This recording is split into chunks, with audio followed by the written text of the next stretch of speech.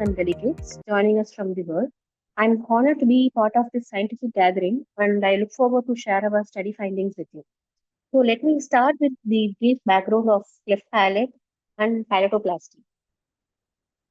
So cleft palate is among the common congenital craniofacial anomaly. It's affecting 1 in 700 live births. It has various etiological factors such as geographical, racial, ethnicity, environmental exposures, and socioeconomical status. So, the main principle of palatoplastic technique is tension-free multi-layer closure, which is associated with various complications such as bleeding, maxillary hypoplasia, wound dehiscence, airway obstructions, and fistula formation, in which the airway fistula formation ranges from 3 to 40%, which is followed by venopharyngeal insufficiency. Though there are several techniques have been devised and modified to ensure the adequate closure of the cleft, there are still some this thing exists. So, be it a unilateral or a bilateral cleft palate, medialization of mucoperiosteal flap is required, which is going to leave a lateral raw area or sometimes in the anterior region as well, which is going to bleed postoperatively, which is going to be hazardous for small babies, which is going to leading to aspirations.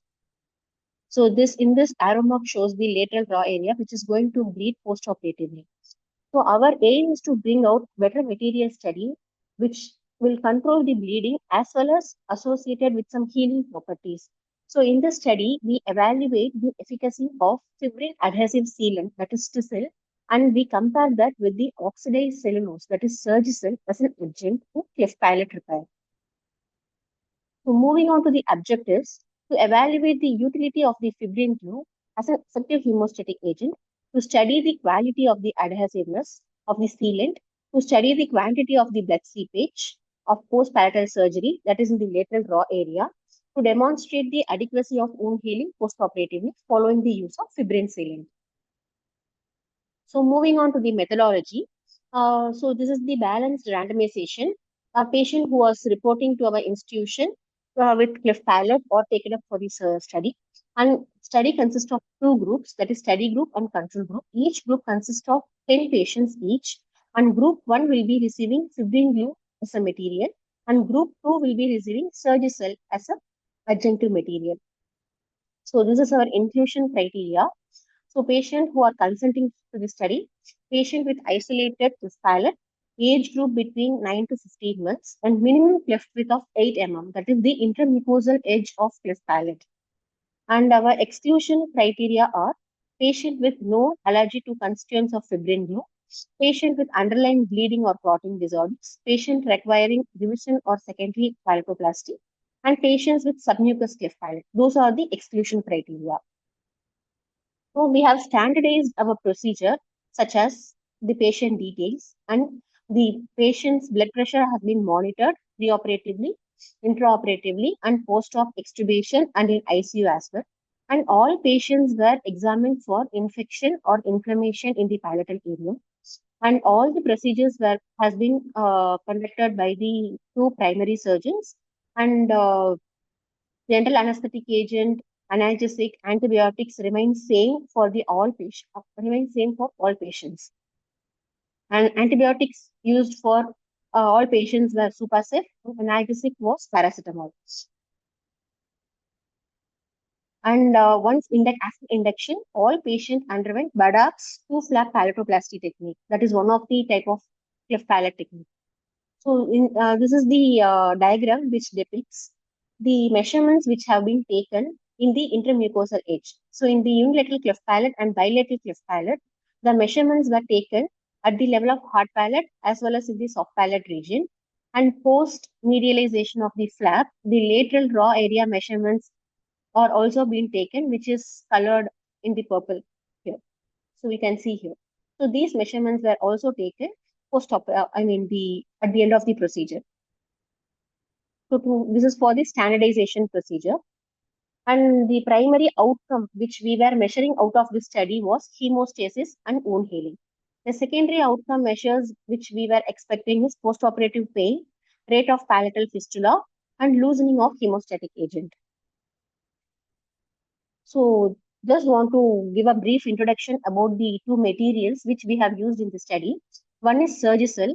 So this is the oxidized regenerated cellulose, which is intrawoven fabric, which is very easy to manipulate intraoperatively and keep it in the lateral raw area.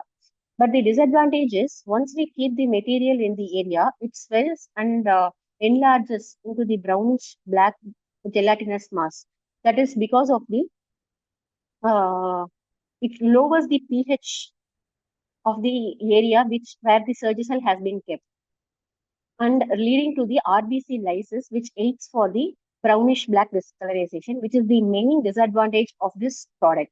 And once we keep this product, and it requires 6 weeks to completely fully resolve in the patient's oral cavity. So, which is going to hamper the wound healing predominantly. That is one of the main disadvantage of this product which we encountered. So moving on to the second material which we used in the study was Tissel. So this Tissel is very new to the cleft palate domain. That is the Fibrin glue. That is a kind of sealant which have been used. This is used to promote hemostasis and used to accelerate the healing in the lateral draw area. Fibrin sealant system mimics the exact coagulation, physiological coagulation pathway and initiates the last phase of coagulation. So this has two components, as you can see in this diagram. This comes in the duploid syringe, and two components are separately aspirated and kept in the syringe. And the component one consists of thrombin solution, which consists of human thrombin and calcium chloride dihydride. And component two consists of ciliary protein solution, that is fibrinogen and proteinin. And to see the advance, so when you see this diagram, you can able to see this this kind of syringe. You can just inject the solution in the lateral raw area, which is going to give complete coverage of the wound as well as associated with various healing properties also. So coming to the advantages of fibrin sealant, this, as I stated earlier, this mimics the exact coagulation cascade and it accelerates the healing because of the properties that is derived from the human plasma derivatives. And since this provides a complete coverage and this is not an foreign body obstruction, the healing is unhampered. And this also provides pain control by providing the complete occlusal coverage, and it reduces the accumulation of arachidonic acid metabolites, though thus helps in pain control as well. So these are the various advantages of fibrin sealant. So in this diagram, I mean the flowchart, you can see the thrombin and the fibrin and as well as the aproteinin. All the components are in the duploid syringe, which is going to mimic our exact physiological coagulation pathway. So which helps in more of better hemostasis in cleft palate surgeries. So moving on to the study per se, this is the bleeding scale which we used for the evaluation of the hemostasis between the two agents which we used. And this is the Bozart intraoperative bleeding scale which was validated.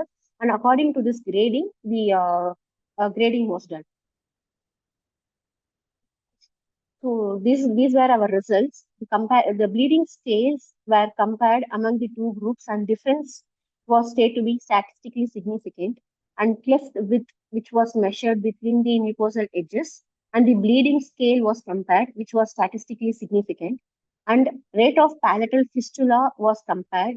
And in surgical group, we had two palatal fistula reported, and in tissue group, there were no palatal fistula reported in our study. So moving on to the conclusion part. So perioperative hemostasis is the crucial for surgical success.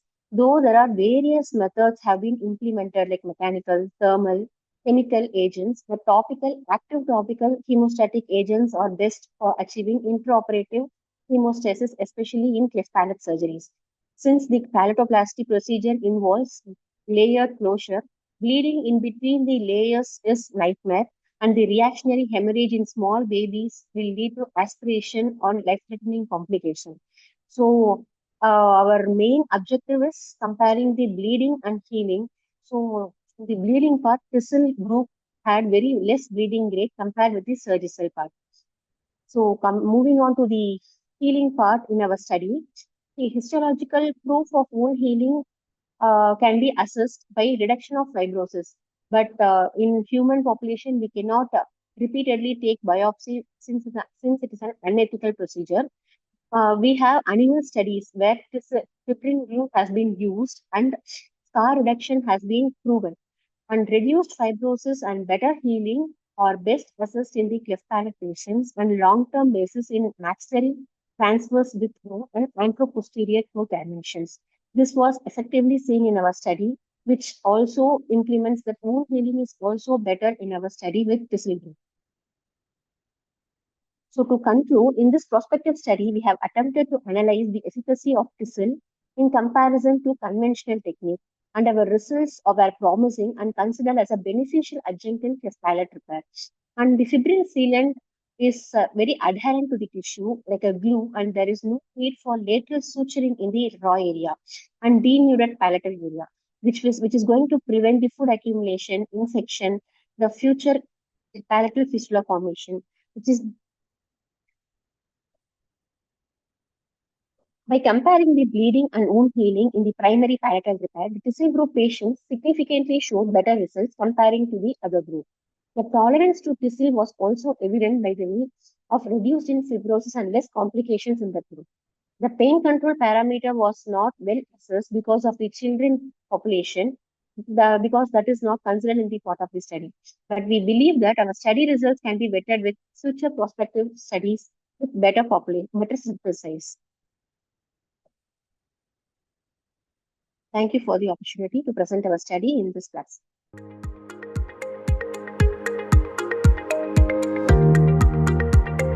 Good afternoon, everyone. Myself, Dr. Hemlata, Associate Dean of Faculty from Savita College of Pharmacy, Savita Institute of Medical and Technical Sciences, Chennai. So my topic is about the emerging frontiers in head and neck squamous cell carcinoma. So my topic will discuss mainly about the therapies such as immunotherapy, precision medicine.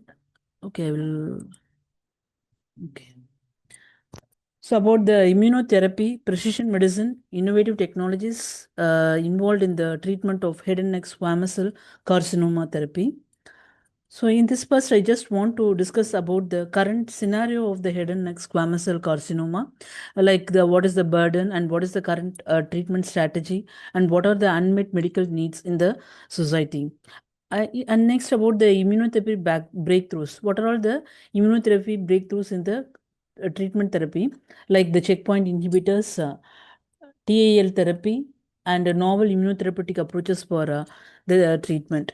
And next, regarding the precision medicine. So, because it is like a patient oriented, precise medicine treatment, like biomarker driven therapies, targeted treatments, personalized medicines, strategies in the treatment.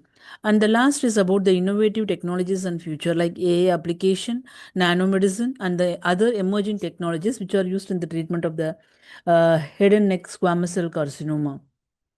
So, if you see the current burden of the HNSCC is around almost 9 lakhs and 30,000 means current cases are identified annually, and 4 lakhs and 67,000 annual deaths occurring, and 65% of the reoccurrence rate is taking place, and 46% of 5-year survival is persisting now. So the main disease challenge is only there are 70 to 80% of late stage diagnosis is happening, which makes the doctors to treat the diseases in the early stage because of the late stage diagnosis and because of the complex anatomy difficulty, like we have to swallow, we have to speak, and we have to breathe. Everything is through the throat. So because of the complex anatomy, the surgical outcomes becomes very complicated, and there is a high recurrence rate, and also there is a limited effective second line treatment available. So coming to the current therapy available for the head and neck squamous cell carcinoma, like surgery is there, radiotherapy and platinum based chemotherapy, like cetuximab is used for the targeted treatment. Surgery remains the primary treatment, and concurrent radiotherapy is also used for local disease. So since 2006, there is only one FDA approved target drug, that is cetuximab. What are the unmet needs in the medical treatment is There is a need for the effective therapies after the immune checkpoint inhibitor failure, that is mainly in the immunology treatment. And there is only limited option after the immunotherapy progression remains challenging, and better biomarkers are needed for the treatment. And resistant mechanism also requires the innovative therapeutic approaches. And coming to the immunotherapy evaluation, so immunotherapy is one of the important therapy in head and neck squamous cell carcinoma, like checkpoint inhibitors era. Like if you see in 2025, pembrolizumab was approved for the cancer, that is head and neck squamous cell carcinoma, and also the nivolumab. And coming to the next one, that is the neoantigen vaccine development, that is taking our own cancer cells and using it for the treatment. That is also known as the personalized therapy for the patients. And next one is TAL therapy advancement, that is tumor infiltrating lymphocyte therapy treatment. This is also one of the precise type of treatment where we have to take the patient's tumor cell itself and modifying it and then injecting it to the patients, which causes almost 76% of the control in the disease.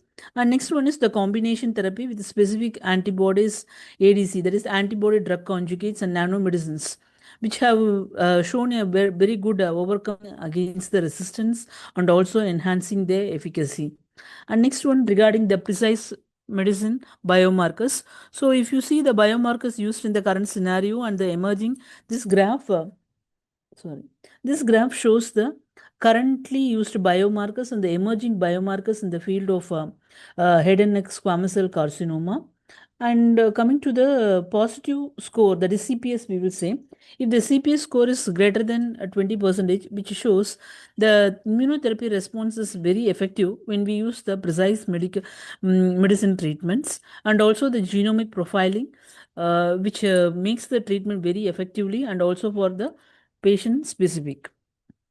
And coming to the breakthrough involved in the targeted therapies, like bispecific antibodies are used, antibody drug conjugate revolution is taking place, and genotype directed precision therapy is happening, which gives a very precise type of treatment for the patient affected with the head and neck squamous cell carcinoma. And coming to the artificial intelligence is one of the current technology which is involved in all the fields. So it also has a role in head and neck squamous cell carcinoma. Like we are developing deep HRD tool, which detects the disease very effectively and also used in the diagnostic enhancement. Not only in the diagnosis, it is also used in the treatment optimization using the various algorithms and also in the various stages like the treatment responses, clinical trial design, and also in the targeted therapies. Everywhere the role of the AI tool is involved, which enhances the treatment. And coming to the nanomedicine revolutionary, the nanocarriers, like using a enhanced drug delivery, which improves the bioavailability, achieve targeted drug delivery to the tumor sites while minimizing systematic toxicity and damage to the healthy tissues. Radiotherapy sensitization. So, like by using the nanomedicines, we are sensitizing the radiotherapy so that the patient achieves a maximum therapeutic dose of the radiation, and which improves the treatment therapy. And next one is the immunotherapy. Also, the combination of the nanomedicines along with the immunotherapy enhances the drug treatment for the head and neck squamous cell carcinoma. And this is regarding the clinical trial landscape during the year 2024 to 2025. So almost 196 FDA approved immunotherapies were identified for the phase 3 trials in the head and neck squamous cell carcinoma. And this ORR is 63%. ORR means objective response rate. That is the success rate of using this combination therapy is almost 63%, which is a very effective value. So that the combination therapy was identified as a very effective strategy in the treatment of head and neck squamous cell carcinoma. The future therapy of head and neck squamous cell carcinoma treatment involves in the immunotherapy and the precise medicine and the innovative technologies to create a personalized therapeutic strategy. So, as we advanced in the year 2025, the integration of the AI in the diagnostic and the biomarker guided therapies and novel drug delivery system, it will transform the cancer outcomes. These emerging frontiers present hope for the improved survival and quality of life for patients facing the challenges in the case of malignancy. So this is the graph which shows the effectiveness of the treatment in HPV positive and HPV negative head and neck squamous cell carcinoma. That is, HPV indicates the human papilloma virus infected patient in case of the cancer patient. So this HPV patient shows 70 to 80% of better overall treatment than the HPV negative patient. So the HPV positive patients are effective in the treatment than the HPV negative patients. And coming to the surgical innovations, there are many innovations taking place in the surgery using the robotics and intraoperative imagings and fluorescence guided surgery and minimally invasive approaches are some of the recent innovations and used in the treatment of the cancer. And almost at the last, we have to see about the economic impact and the cost effectiveness. So if you see the QOL, that is the quality of life, the percentage for the precision medicine is very high. 80%. And next comes the IO, that is the immuno-oncology, and the targeted combo has 78%. So this indicates that the immuno-oncology along with the targeted combo and the precise medicine have a very good QOL score, which improves the quality of life of the patient. So for further improving the quality of life and survivorship, we need the functional preservation and also psychosocial support and nutritional rehabilitation is required for the improving the quality of the life. So the combination therapy outcomes are given here. The ORR indicates the objective response rate, that is the success of the treatment in the cancer patient. So the combination therapy have demonstrated enhanced efficacy through the complementary mechanisms and also the toxicity management. The liquid biopsy revolution. So there are also various biopsy revolution taking place in the cancer. So biopsy is one of the important diagnostic step in the cancer detection. So there are also revolutions taking place in the biopsy. And next one is CAR T cell therapy development. So this is also one of the specific treatment where we are taking the cancer cells and modulating it and injecting it to the cancer patient so that the therapy will be reaching the specifically the tumor cells. And the future generation priority for the research and the emerging targets is the next generation targets we have to identify. And next one is the clinical trial innovations in the field of the head and neck squamous cell carcinoma to improve the quality of life of the patients and other overcoming the treatment resistance like identifying the immune checkpoint resistance, molecular escape mechanisms and microenvironment modulation will develop a effective treatment strategy for the treatment of head and neck squamous cell carcinoma. So these are some of the few points I just want to discuss regarding the head and neck squamous cell carcinoma. Thank you all.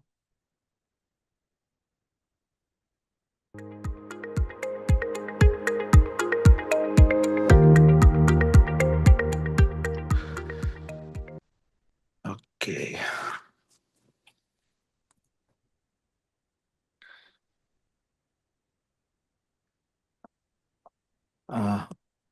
Yeah.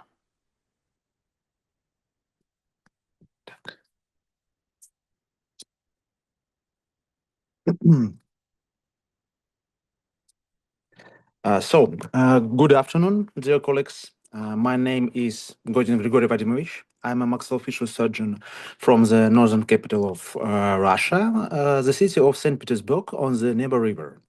This city was built by Russian and Italian architects, was the capital of the Russian Empire for 200 years, birthplace of the Russian Great Revolution.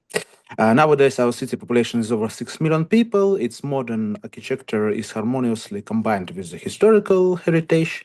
In fact, St. Petersburg is home of the tallest skyscraper in Europe.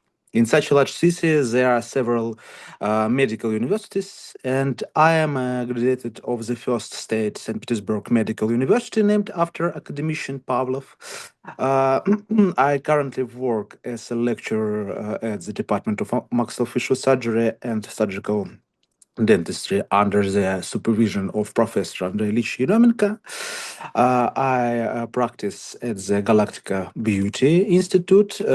We have 3 medical departments: cosmetology, plastic surgery, and maxillofacial surgery with dentistry. And our MSF department have a big team with young doctors, PhDs doctors, and etc. I work under the guidance of Professor Andrei Ruslanovich Andreyev, a renowned orthodontic surgeon. Together, we conducted the research that I would like to share with you.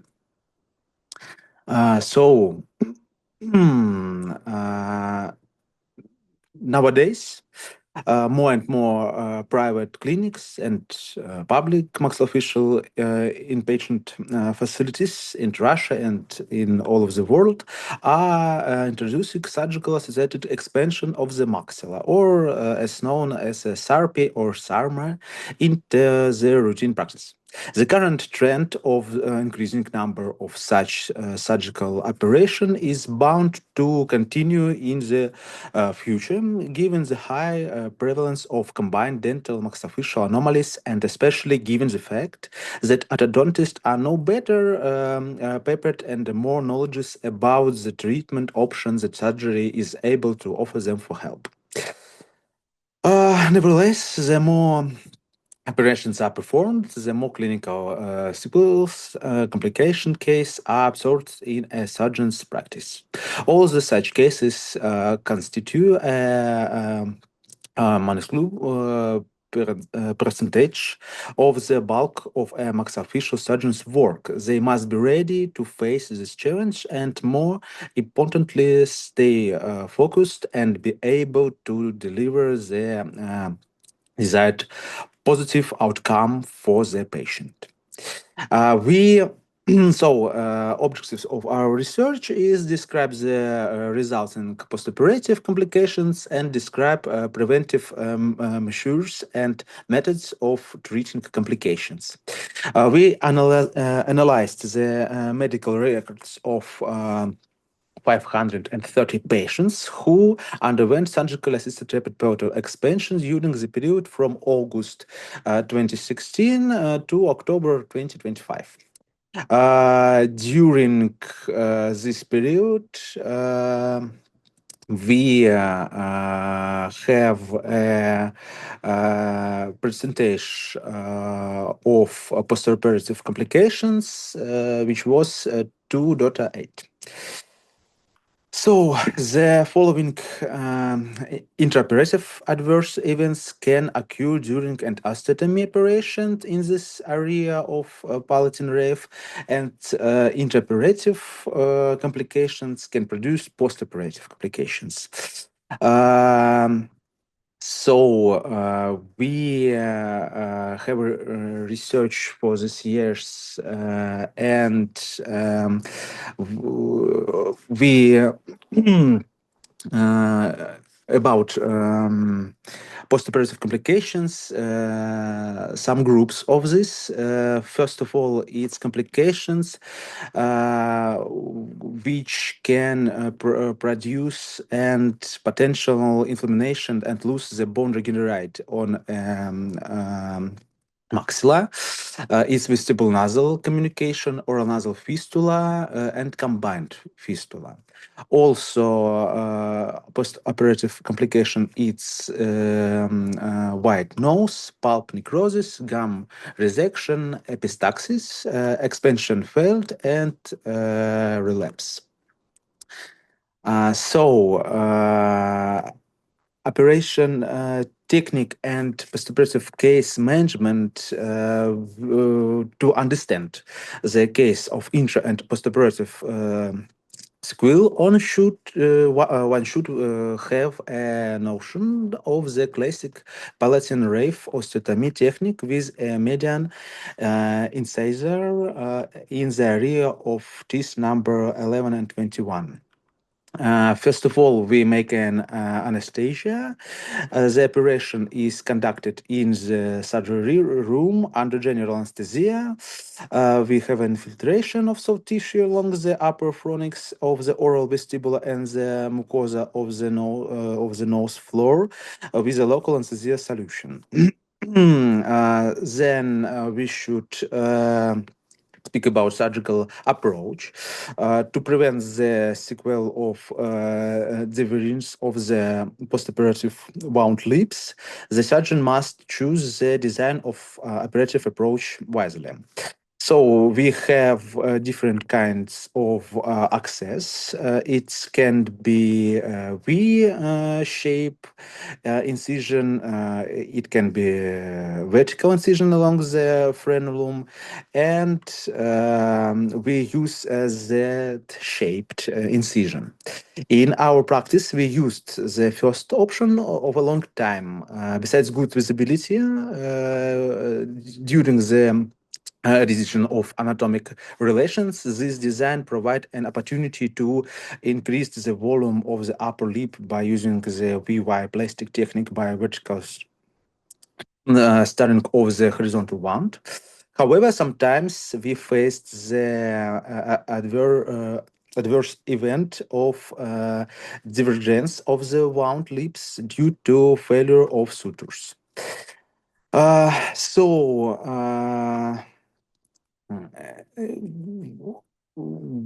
When our sutures is failed, we can have this kind of complication like vestibular nasal communication.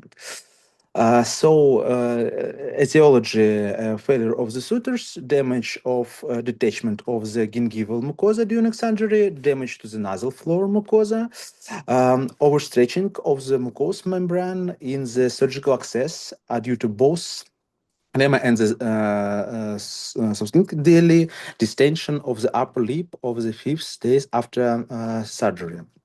It's the patient following the osteotomy of Palatine Rugae and extension of the maxilla conduction months ago. And when we use the V-shape incision, patient then and have complication of vestibular nasal fistula. Patients complains about water entry to the nose, whistling nose from the fistula when breathing and eating. What about treatment? We should use technique of Limburg's method. The surgeon has both good visibility of the approach. We should excision of the fistulous passage, contains revisions, and again make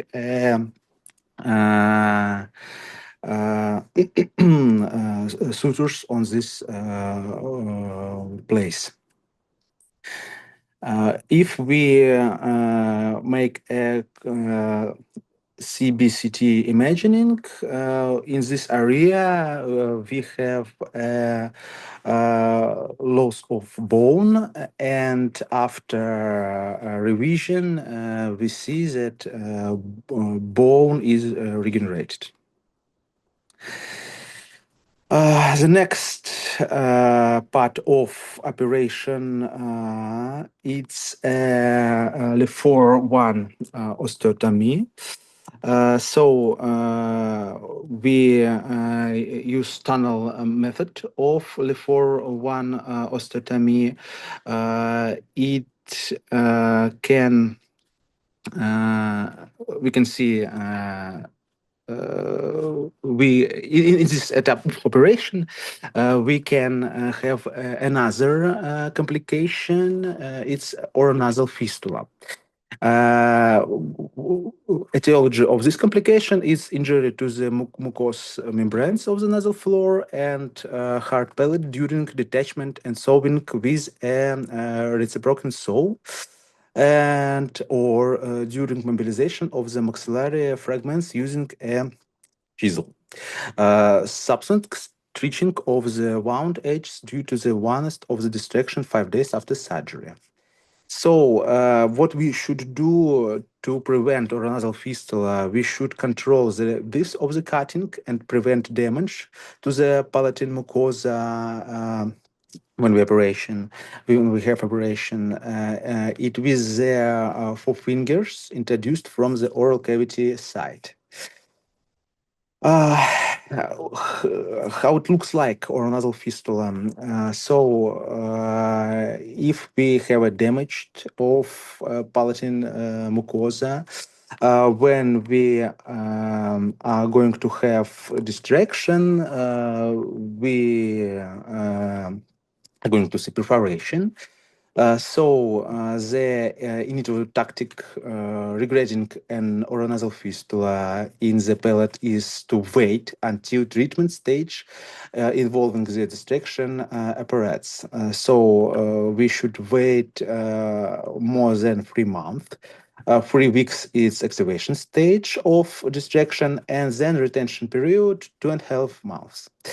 When we finalize with retention period, we should remove our distractor and wait again 1 or 2 week. It's period of rest of palatal mucosa before we start to recover damaged area. So after 4 months from start of oronasal fistula, we have big one of this fistula, and we should close it. The closure technique is following operation under local anesthesia in an outpatient setting. Execution of the fistula's passage content revision, closure of the fistula by dissection of parallel triangle flaps from the heart palatal mucosa, convergence of the medial sides of the flaps, wound membranes, and its cicatrization by secondary intention under a trunda for 2 weeks. And we have the result of treatment of this complication like this. What about CBCT imaging? This is presentation of the palatine bone and alveolar process in maxilla before distraction. And we see that we lost our bone regenerate after distraction. The second stage, it's a reduction of the defect by converting the bone fragments. We should do make a L4 big one osteotomy like we do it in orthodontic surgery. We make a revision between right and left part of maxilla, and osteosynthesis in the area where we lost our bone regenerate.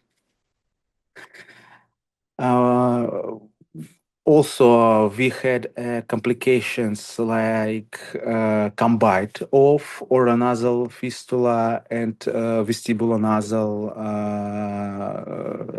fistula. So, in case of combined oronasal fistula, the operation treatment tactics combined the two aforementioned methods. This like bone regenerated death, and also in the SARPE or SARME operation, we use endonasal surgical access, historically used and access from palatal, and in this kind of access, surgeons have more complications with oronasal fistulas. The next complication is wide nose. How to prevent this complication when we put sutures. The first sutures to be put in after the operation is a sunk suture with adherent to the nasal alar base. The surgeon also must draw the nostrils closer together with overcorrection. And when putting the suture in avert the lip, this allows to prevent the postoperative sequel of an increase of the interalar distance that is the consequences of tissue detachment in the area of the nose, base, and posterior distraction of the maxilla. It's how it looks like in operation. The next complication is expanded apparatus efficient relapse. Causes its overexpansion of the screw. Device falls on the due to in link of the fixing screw of break of the overage rings and early removal of the device. To prevent this kind of complication, we should control of the parameters set in the expansion screw by the manufacturers. Use the screw to fix the device at least 14 millimeters or more weekly checks ups after surgery and compliance with the retention period. Why we should use 14 millimeters screw? Because of white part of palatal mucosa. We should put our screws into bone and it should be more than 14 millimeters.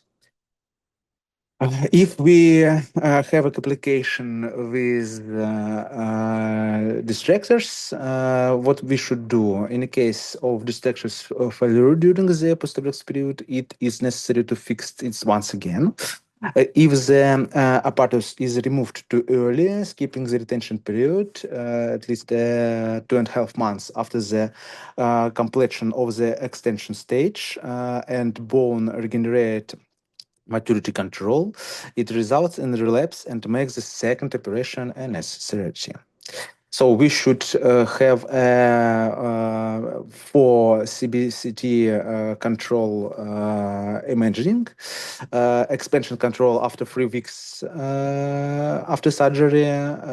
Then we should control of maturation of the bone regenerate. It's 4 months after the operations, or 2.5 or 3 months after stop of distraction. Then we should make a control examination after 10 or 12 months after surgery to control of our maturation of a bone regenerate again. How it looks like on a BCT imaging. It's again, what about control of CBCT imagining to prevent relapse of our bone regenerate?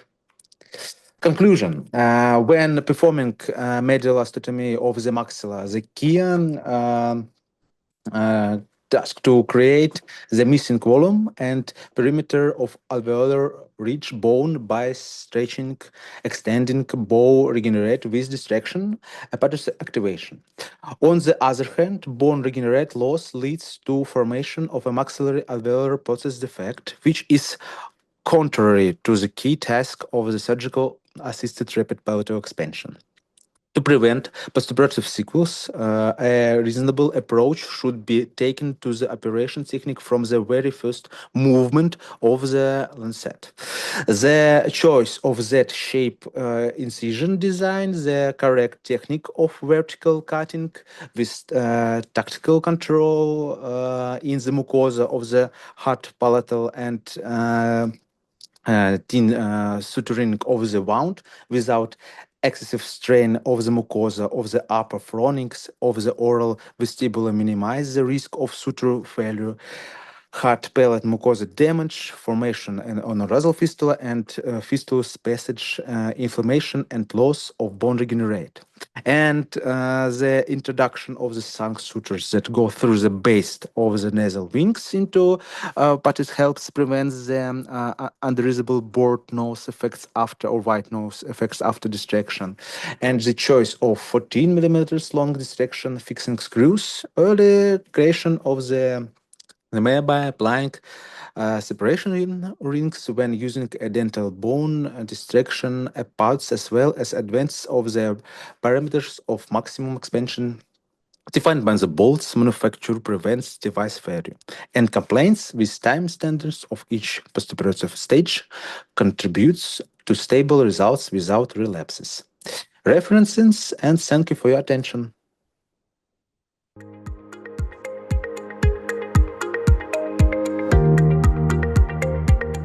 There's also been a confusion regarding upper deep cervical pain radiating between the throat and upper neck and beside the embolic cavity on unilateral pain. So, enlargement of the styloid courses in the form of calcification of the styloid ligament has always been an important factor. And there have been cases where the patient had the symptoms even without the small styloid process. So we just investigated the role of the angulation of styloid process versus the length of the styloid process as the contributing factor for the styalgia. So this study is about significance of angulation of the styloid process with styalgia. So styalgia, that is the eagle syndrome, pain due to elongated or abnormal angulated styloid process, that's styloid ligament. Normal length is less than 30 millimeter, about 50 millimeter is pathological. Elongation of angulation, impingement on nearby nerves, vessels, softness causes symptoms. And common symptoms are throat pain, headache, dysphagia, and headache. The pathophysiology is the nerve compression, that is the glossoparental nerve that gets compressed from vision nerve, and also slightly affected entire minor nerve also plays affected. But primarily the proximal nerve involved. That's in a component pressure on the nerve carotid artery involved in the standard process. Headache, soft tissue irritation with abnormal styloid process orientation, important angulation of the more symptomatic transformation. Aim of the study to evaluate the association of symptom severity with the length and angulation of styloid process. Methodology, it is a prospective observational study. 50 patients from Department of ENT, OPD, Barabanki district were taken in this study.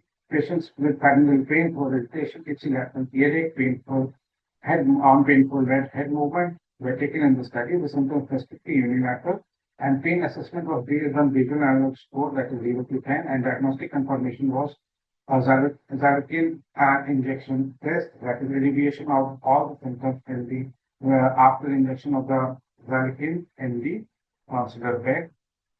Radiological evaluation was done of this patient. Imaging 3D CT scan was used, and 3D face recon was used, and the length was measured. Parameters one, length of the styloid process, and anterior and medial angulation of the styloid process were considered.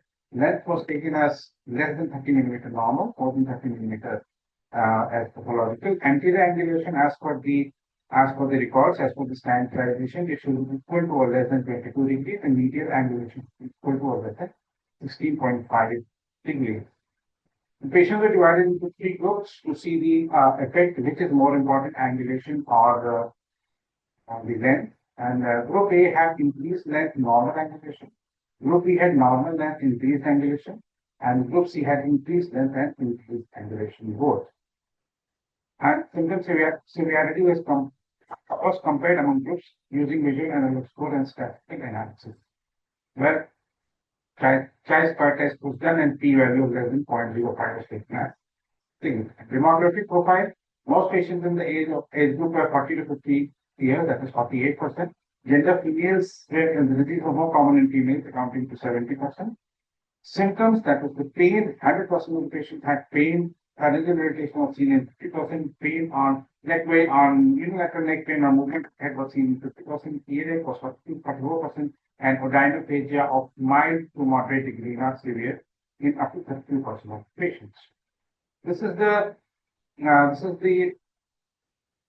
This is the chart showing the vision analog score for symptoms of pain. That is, in group A, the VS score was 5. In group B was more than 8. And group C was 6 to 8%. This is the p-value of all the three categories, and the most significant was seen in the group B. And second most significant was group C, and least significant was the length.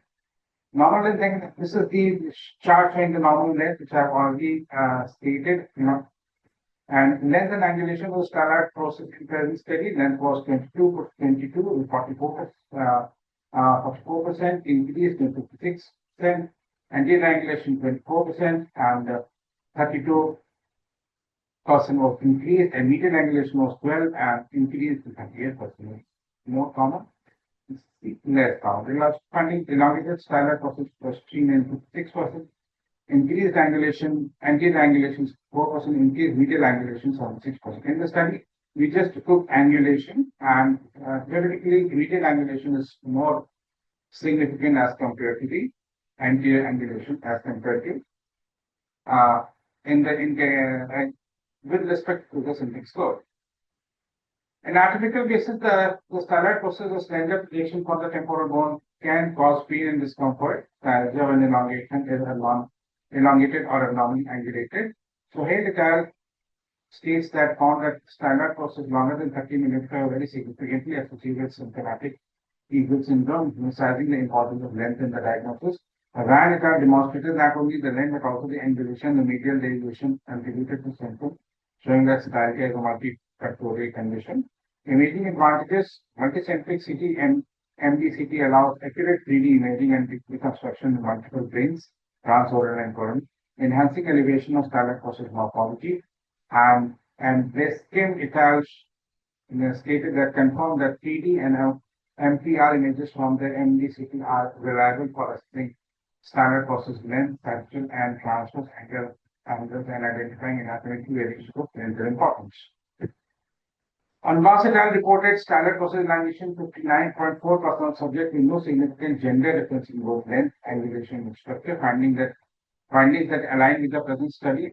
Hayata group noted that not all elongated styloid processes are symptomatic. This was the basis of our study. Symptoms are more strongly related to length and anterior angulation than the medial angulation, supporting current study results. Sena et al. Observed that even very long styloid process may be asymptomatic if angulation is minimum, suggesting that angulation is more critical than length for symptoms. Fitzpatrick found that patients with greater abnormal angulation experience better symptoms relief after styloidectomy, indicating angulation's role in symptom severity and clinical outcome. The current study findings include present study of observed angulation between 53 to 87.5 degrees transverse and 72 to 102 degrees Celsius closely matches on last et al. Findings. This similarity may relate to age group and auscultation pattern, reinforcing that angulation is a key factor in styalgia. Physiology. I conclude my presentation with both elongation and angulation contribute to styalgia, but angulation is more significant. 3D CT scan evaluation is essential for diagnosis and pre-surgical planning. Proper assessment and surgical correlation greatly improves patient outcome. Continued research needed for morphological variation and symptom correlation. Keywords for the study are styalgia, styloid, Eagle syndrome, and 3D CT and pain. Thank you.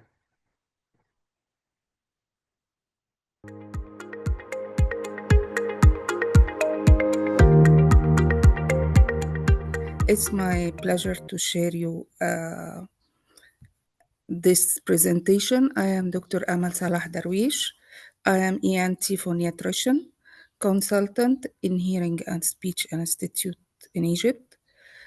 I'm going to talk today about the management of mixed non-specific laryngitis challenge. As we know, all of us usually thinking about the vocal fold when we are examining the patient larynx, which is really maybe non-sufficient because the larynx anatomy are related to each other. Usually we have to consider 3 levels for examination. Supraglottic, which is supposed to be examined well, which includes the ventricular folds, which are intimate part in the larynx, and it has its function as well as the vocal folds, the true vocal folds. And lastly, which we are calling glottic, supraglottic, and subglottic. All these compartments are essentially to be examined when the patient is suffering from change of voice. When we are considering laryngitis is an issue when starting to attack the rhinx space and start to have edematous area in this very specialized area in the vocal fold. It is not mucosa of the vocal fold are specialized. It's not like other area on the larynx. So when there is edema in this area of mucosa, there will be change of voice because of the obstruction of the airway and change of the nature of the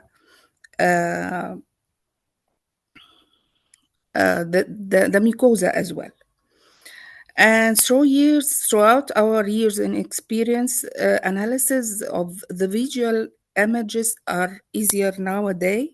And of course, the view of the vocal fold, as we said, there is supraglottic area and glottic area and subglottic area. All these parts should be examined. And if you can notice in this view, we can find here pathology very clear, although we are only with flexible and the microscopic illumination is not that much clear.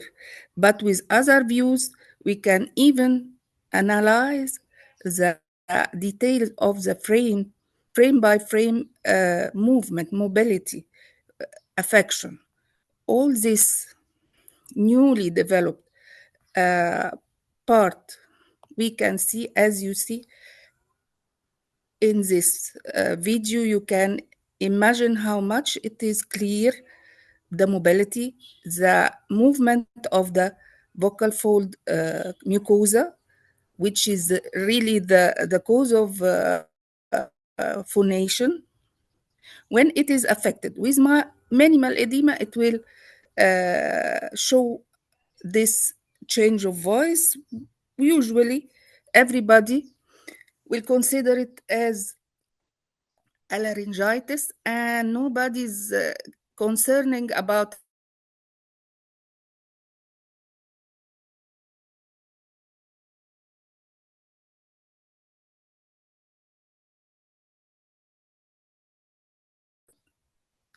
lightly.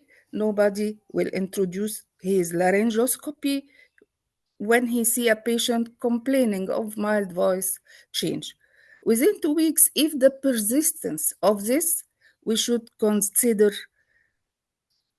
to examine the patient. And of course, we know that laryngitis may occur for several reasons. Causes can vary depending on whether the condition is acute or chronic. Sometimes it is acute on top of chronic and occasionally mixed acute. Causes of the acute laryngitis is temporary vocal fold strain by singing, yelling, frequent speaking, viral infection, bacterial infection, candidiasis, and allergic reaction. All this usually will make acute submucosal edema, which is we are calling rhinx edema.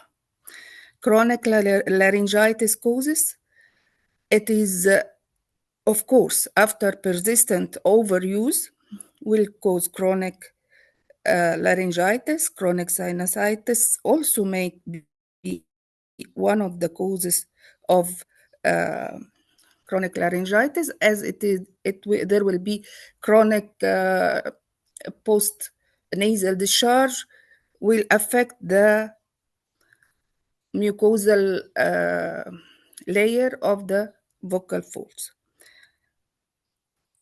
And very common to see GERD, which is gastroesophageal reflux disease. It is really affecting the laryngeal mucosa. Sometimes it is severe. Laryngoscleroma, smoking and heavy drinking, all this. Laryngoscleroma is chronic infection, and usually it is affecting hardly the mucosa and will cause a very bad effect. Smoking, usually we are seeing severe rhinix edema with the smokers and heavy drinker, of course. We have criteria when to apply laryngoscopy. Of course, change of voice or weak voice, lost voice, sore throat, tickling, rawness in your throat, dry cough, dry throat. All these symptoms may indicate laryngitis, but if persist more than 15 days, we suppose to start our developed diagnostic procedure, which is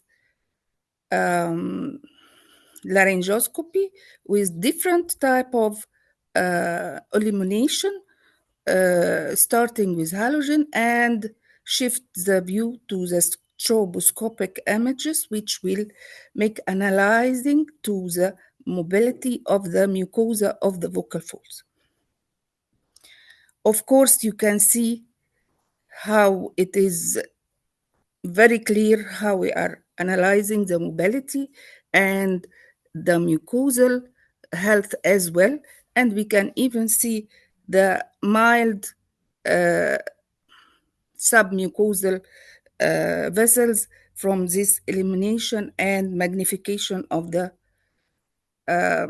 view. Of course, one of the challenging cases we are meeting with the laryngitis is the whitish changes of the coloration of the mucosa, because it is really risky to just simplify the lesion, because sometimes it is hidden carcinoma and very early carcinoma, which we are calling leukoplakia. And if leukoplakia is there, of course, management will differ much than if it is fungal, simple fungal infection. With illumination, with stroboscopic light, really, I'll demonstrate by the end of this lecture how there is identification, because loss of the mobility of the mucosa mean this patient is to some extent not simple fungal, he is most probably leukoplakia.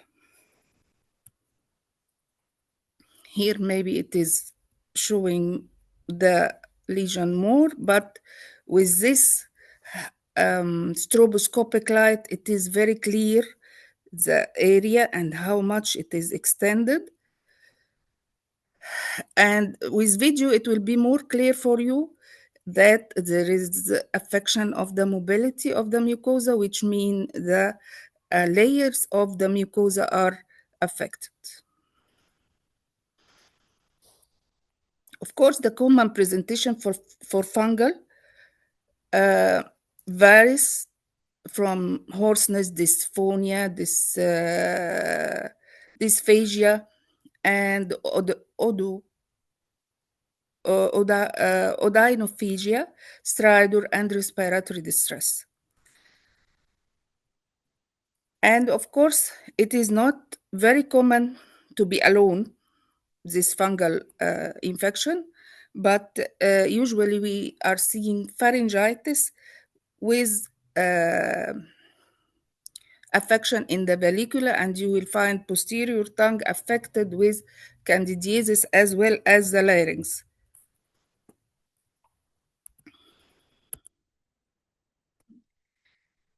I want also demonstrate one of my really case. I'm reporting this young male patient with gradual change of voice, persist more than 15 days with progressive course, although he is non-smoker with no other special habits.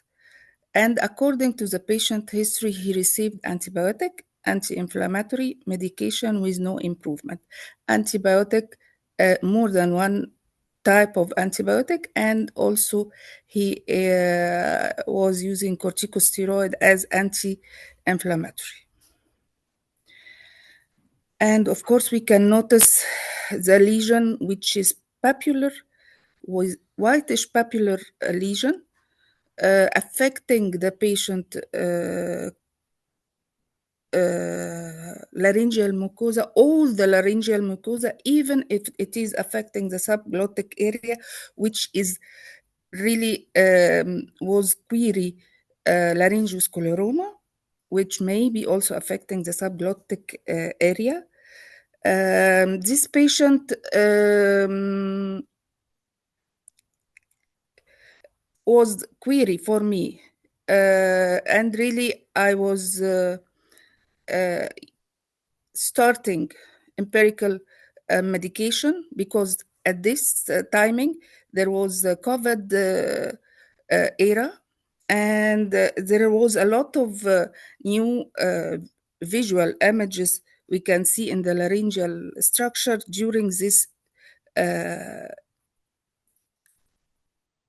timing. Then I advised to stop antibiotic and corticosteroids simply because the lesion was look like viral, and I advised antiviral, antifungal, and antihistaminic. And this is the view for the patient larynx after 2 weeks. Simply all the lesions subsided. Patient start to regain his voice, and he start to show very good prognosis with residual edematous mucosa of the larynx, which was really impressive. And it is not very common to start antiviral and antifungal with antihistaminic in a case of laryngitis.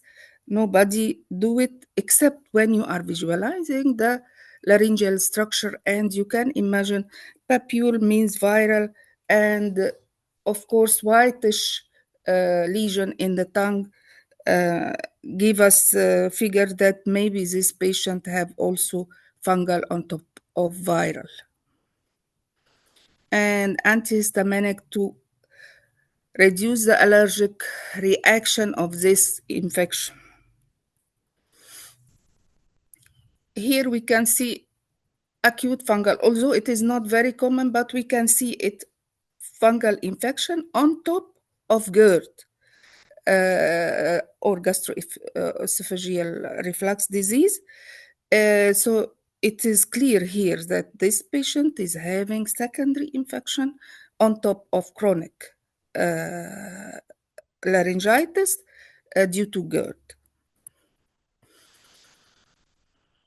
So if we are going to talk about management of mixed non-specific as before it was described, which I am not going now anymore with non-specific, we have to use our new tools to diagnose the case early as possible, because simply we have a lot of cases may suffer from complication, and it is serious complication. We can avoid it simply if we diagnose it earlier and give the proper treatment, which is going to solve these problems. And as we can see here, this is laryngoscleroma with its characteristic subglottic granulomatous tissue and unhealthy mucosa of the vocal fold and sticky secretions,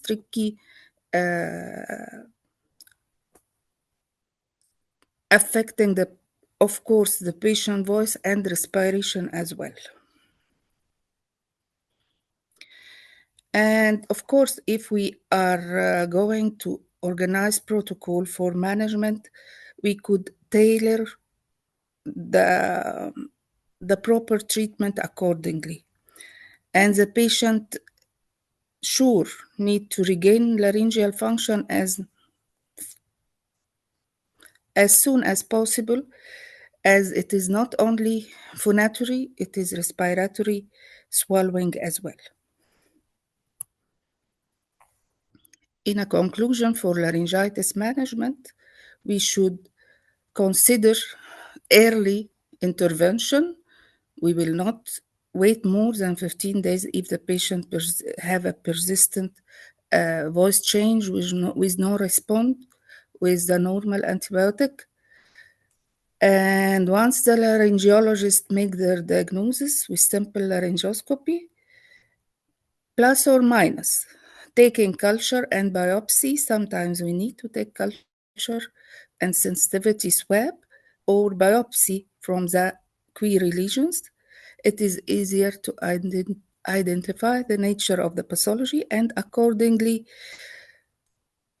we will improve the patient condition as soon as possible. And of course, subsequent proper line we will choose, which is mainly early pharmacological medication to avoid changing to MAP lesion, which will go through maybe also improper functionality of the vocal fold, and maybe we will see complicated hyperfunctional ventricular fold to try to overcome the simple lesion in the vocal folds itself. And of course, this will take more time to treat it, and maybe it will need voice therapy, injection for the ventricular fold with buttocks, which maybe, of course, we can avoid if we diagnose the patient earlier. Of course, if it is a case of laryngoscleroma, as we can see here, it is affecting too much the subglottic area with obstructed airway, and the patient maybe need tracheostomy to improve his condition. Why we should suffer from all this if we take early biopsy or swab from the lesions? We can diagnose the patient very early, and we will avoid a lot of complication and surgical intervention. If not needed, we can avoid it with early diagnosis. And really, thank you for your attendance, and thank you for your sharing your valuable lecture before me. Thank you.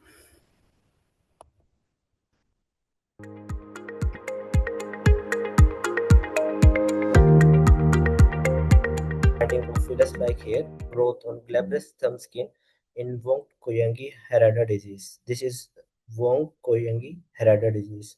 So let us get started with this. So first of all, let me introduce this disease to all of you. This VogtKoynagi-Harada disease, which is a very rare disease, is a multi-system disorder which is autoimmune in nature, and the organs which it affects, they are melanocyte-rich tissues. And as we all know from our previous background knowledge, that melanocyte, which is a cell that produces melanin, which is a pigment, is present in a huge quantity in eyes, in meninges of the brain, and in skin. So it is produced in great quantity in Asian people. And the typical feature of the disease is it usually presents in patients with panuveitis, alopecia, which is loss of hair, vitiligo. We have seen patients of vitiligo where We have discoloration of the skin in different areas, and tinnitus, which is the ringing sensation of the ears. So these are some typical features of the disease VKHD. And the distinctive feature of the case which I'm going to present is the patient that we had in the University of Lahore Teaching Hospital. It did present with the glabrous skin, with the hair growth on the glabrous skin of the thumb, which according to our literature review has never been reported previously. So considering this fact, it is a very rare disorder and the presentation is very much atypical.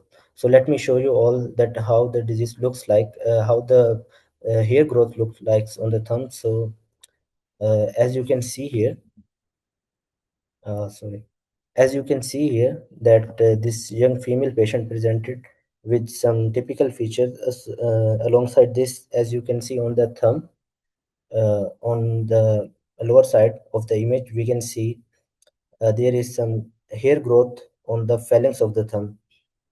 And we have taken some pictures and we conducted a literature review to find out whether such growth findings have been reported previously, but we couldn't find some significant data. So this is how the presentation looks like. So here it is the growth, and on the thumb you can see right here, we have pointed out this is the growth of the hairs. And alongside this, patient presented with other typical symptoms, as I have explained earlier. So our patient she was basically a female patient, a young patient of 25 years old. She was diagnosed previously with VKHD, and she was having headache at the time of presentation along with neck stiffness. Now what happens is most medical students like us, they confuse when the presentation of neck stiffness comes, the most likely provisional diagnosis or differential diagnosis that we talk about that comes is either meningitis or encephalitis.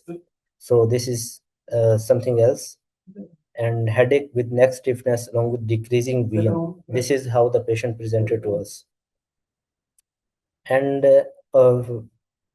further investigations were carried out, and it was discovered that there was optic disc swelling and serous retinal detachments. And the patient got good response with systemic and periocular corticosteroids. We have corticosteroid ocular fluid that we use in such patients, typically for the patients of panuveitis and VKHD. So as I have explained earlier that what makes this case very much atypical is the dermatological finding. There were fine vellus-like hairs that grew on the palmar surface of the thumb on the glabrous skin, which usually lacks hair follicles, as we know, and sebaceous glands. So the hair growth persisted for 4 to 6 weeks, and it recurred 2 years later. Basically, this patient came for a follow-up every 6 months. Previously, she was diagnosed with VKHD, and the hair growth was seen 2 years later. Apart from that, the endocrinological the profile was it was normal. There were no signs of hirsutism, which is abnormal growth of hair on different areas of the body, and there was no other hormonal imbalance. The specific metabolic profile that we did was the serum TSH, and T3 and T4 levels. So all the hormone levels were found to be normal, and there were no signs of hirsutism. Are we okay with this? Do you have any questions up till now?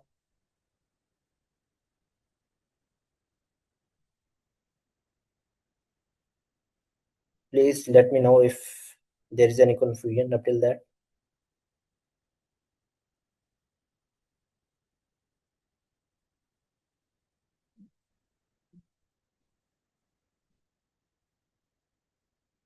Should we continue further? Please, anyone.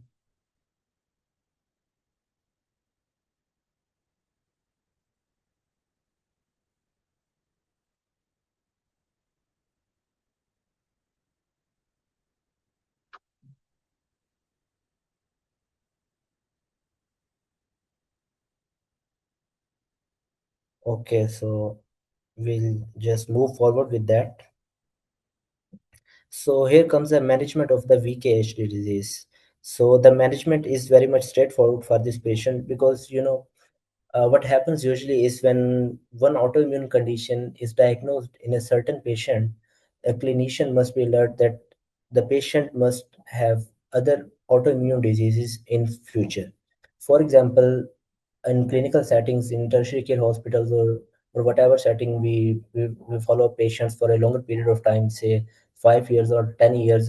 For example, a patient with systemic lupus erythematosus, SLE, has presented, there are chances that such patients might present later with Sjogren's syndrome or other autoimmune conditions, for example, rheumatoid arthritis or vitiligo. So the suspicion of further autoimmune disease will always remain there. So the management, where we have previously talked about the management, systemic corticosteroids were initiated in this patient on low dose. Uh, and apart from that, posterior subtendon triamcinolone injection was administered. It is basically because the patient has presented with panuveitis, which is the inflammation of the uvea on the anterior chamber of the eye. We all know the structure of the eye. Anteriorly we have uvea, the inflammation of which causes redness of the eyes. So a steroid injection would help that. And apart from that, as I have previously explained, the presentation of this patient, here we can see that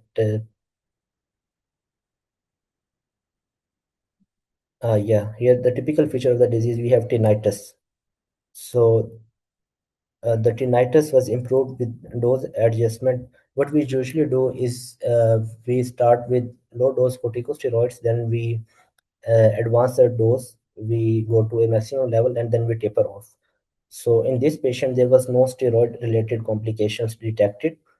The administration of steroid is basically a very is something that the physicians should be alerted about, because there are a lot of complications associated with the use of steroids. uh, the some common uh, the side effects of the usage of steroids is that in some patients it leads to increased appetite and weight gain, and mood changes are associated with steroid use. For example, we have given this patient 6 months of steroid, and most of the patients, they come back at follow-ups and they tell that they might have mood changes or sleep problems or GIT irritation. Patients present with GERD, high blood sugar. So diabetes screening, early diabetes screening is very much crucial. We can go with HbA1c test to check that how they are doing with their HbA1c. If the HbA1c is very much deranged, then we go with other treatments. There are some other treatments available that we will discuss later. So the point here must be very much clear that prolonged use of steroids is associated with some disadvantages, some metabolic disadvantages as well.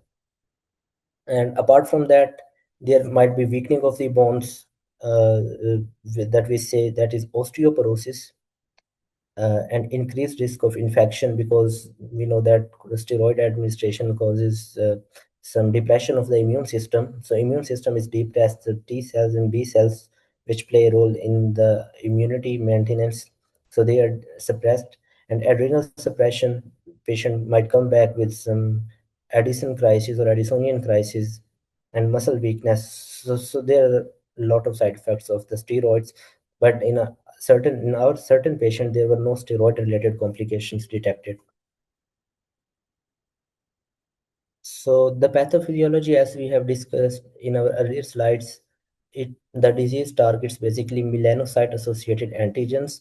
So there is possibly some immune activation of dormant or ectopic follicular units. There might be some follicular units in minute quantities, but clinical research is pending upon that whether or not there are some follicular units in the glabrous skin of the thumb or into the hands or feet. But as I have told you earlier, that no such case was reported.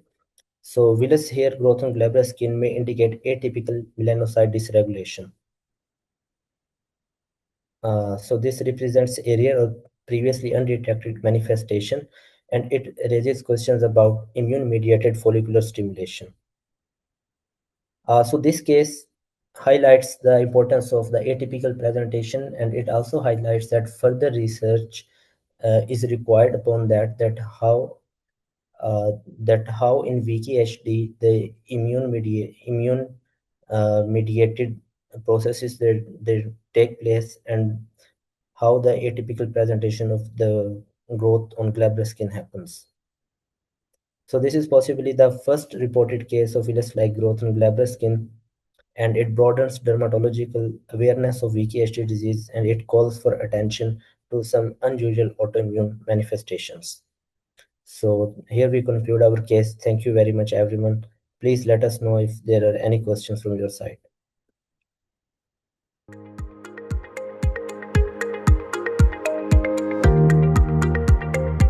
And dentofacial orthopedic in SDM College of Dental Sciences and Hospital from India. I will be presenting my paper on the subject, a comparative study to determine the stability of the most reliable landmark, that is Palatine Rugae.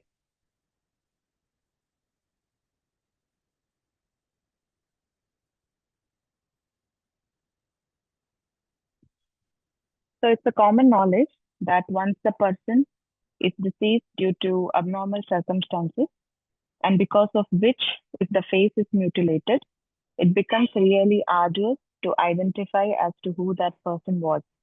And this is where the Department of Forensics comes into the picture, who not only unravel the mystery of how things went wrong, but most importantly, who the person was, that is their identity. When the standard routine fails, like there have been situations where it was challenging to pinpoint an individual based on fingerprints and other markers.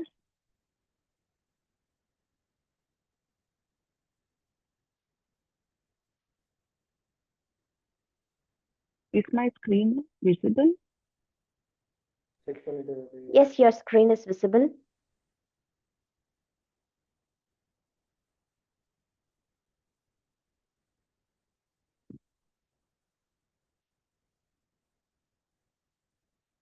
So during these difficult times, another option would be to study the palatal rugae area, as they have been shown to preserve their form across one's lifetime.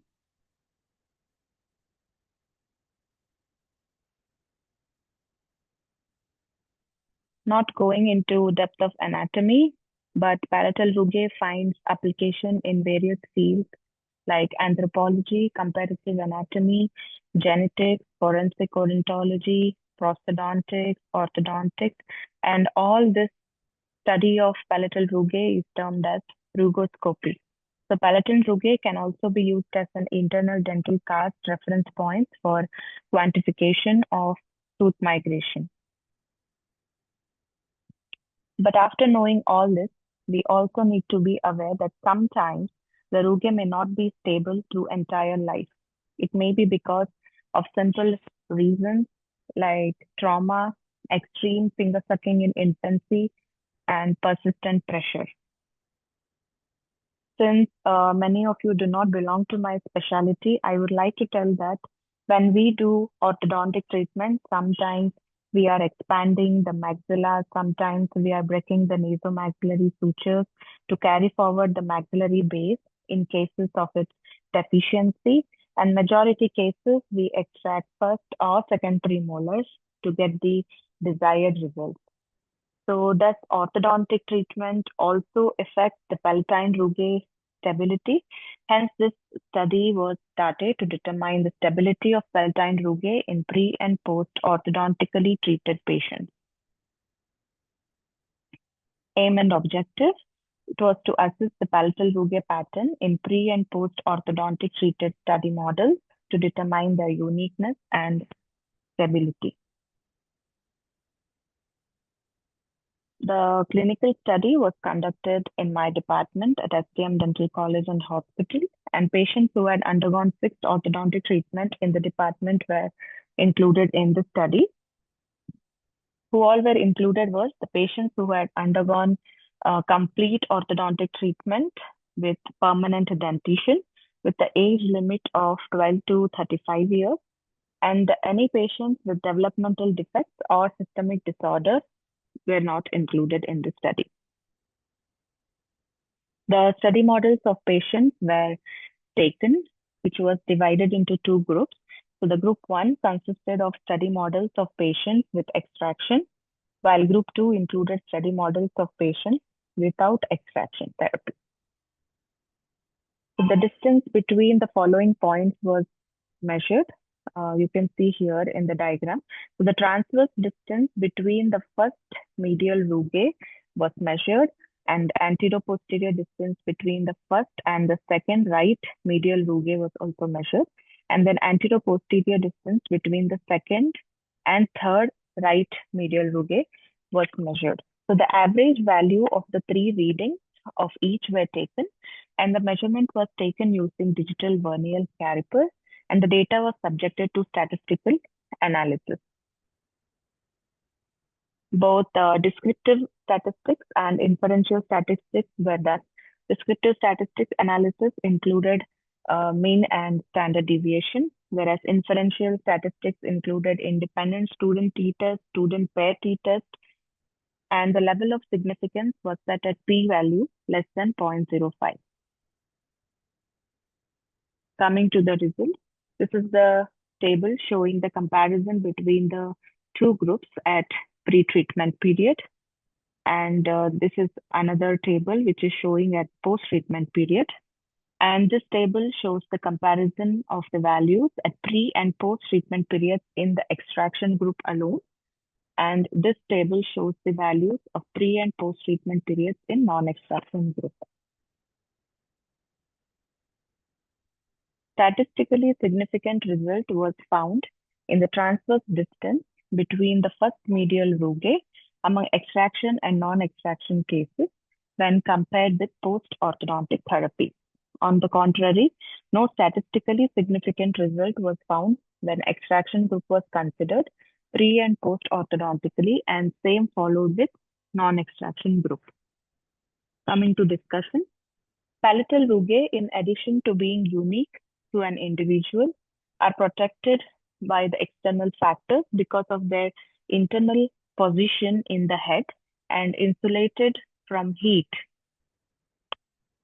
by the tongue and buccal pads, unlike fingerprints that can get destroyed.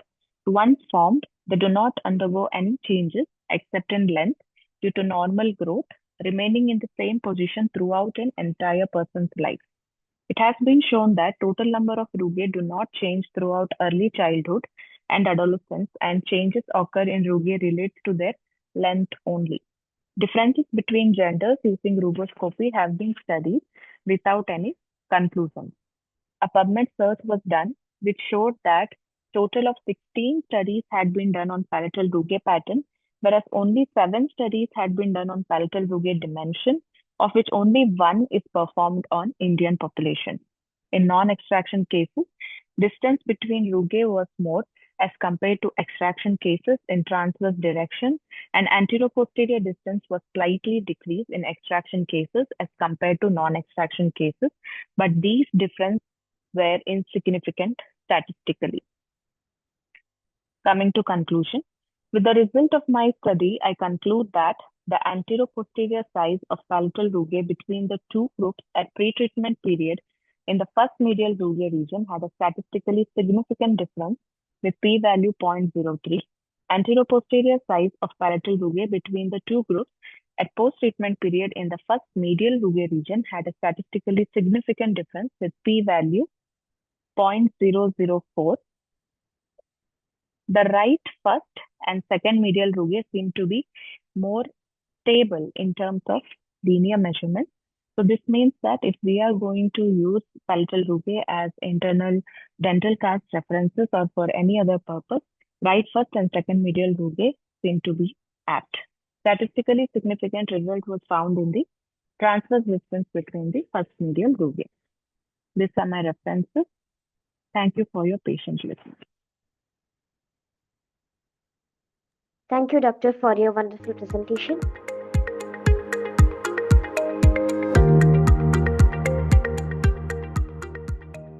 ENT disorder due to the particular clinical progression can influence the functioning of certain organs within internal medicine. Just certain physiological and pathological condition can in turn also affect ENT organs.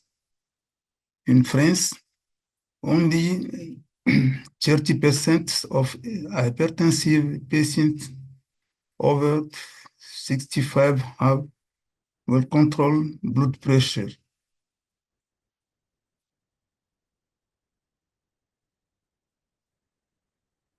In Mali, cardiovascular diseases are the leading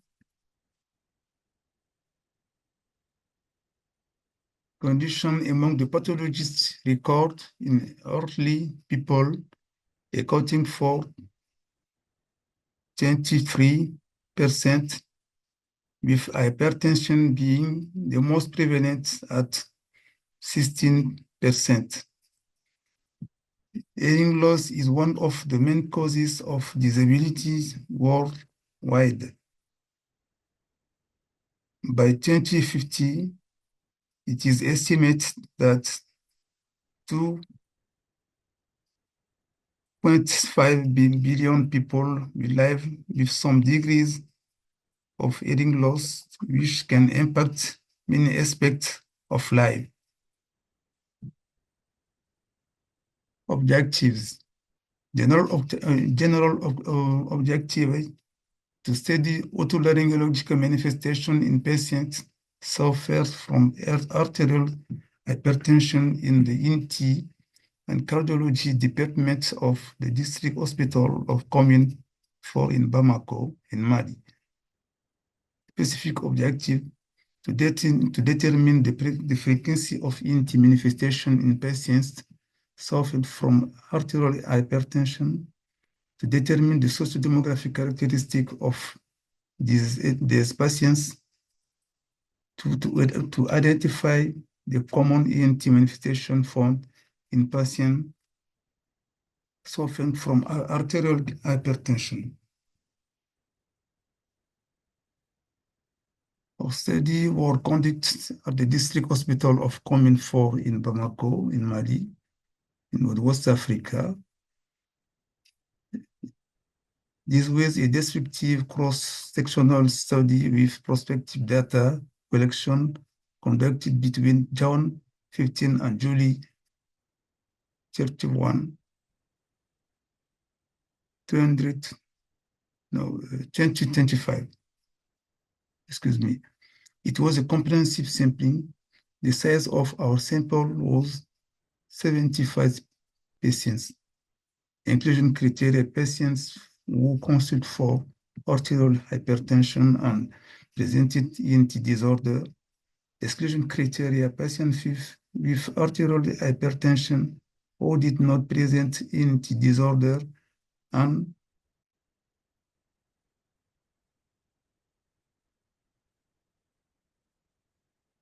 in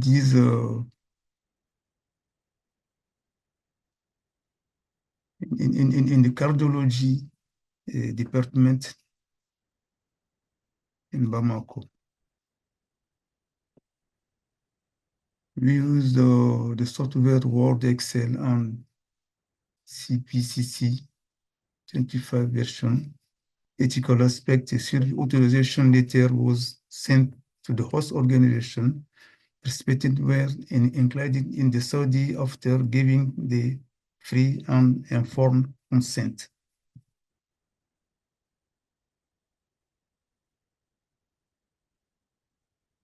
Frequency of ENT manifestation. During the study,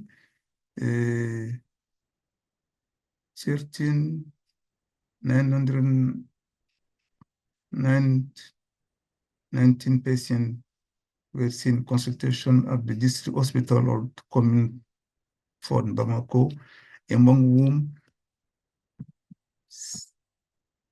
7,000 to 16 patients were seen in the ENT and cardiology department, representing 50 1.84%. Our study focused on these 7,216 patients who were distributed as follows: 6,750 patients were registered in cardiology and 466 patients in ENT, including 75 patients with hypertension presenting ENT manifestation, representing 6.7%.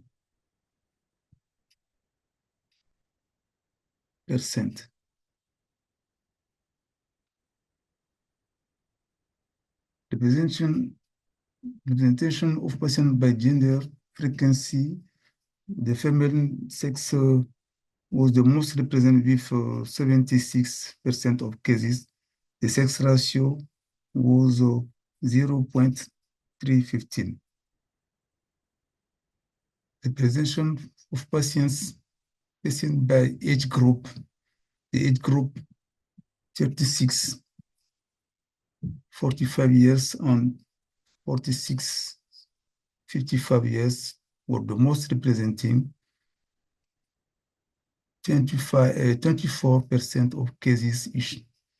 The average age was 55.53 years, with a standard deviation of 15.48 years and extreme range from 14 to 85 years. Distribution of patients by profession, hours with the most representing the hours live representing 38.7%.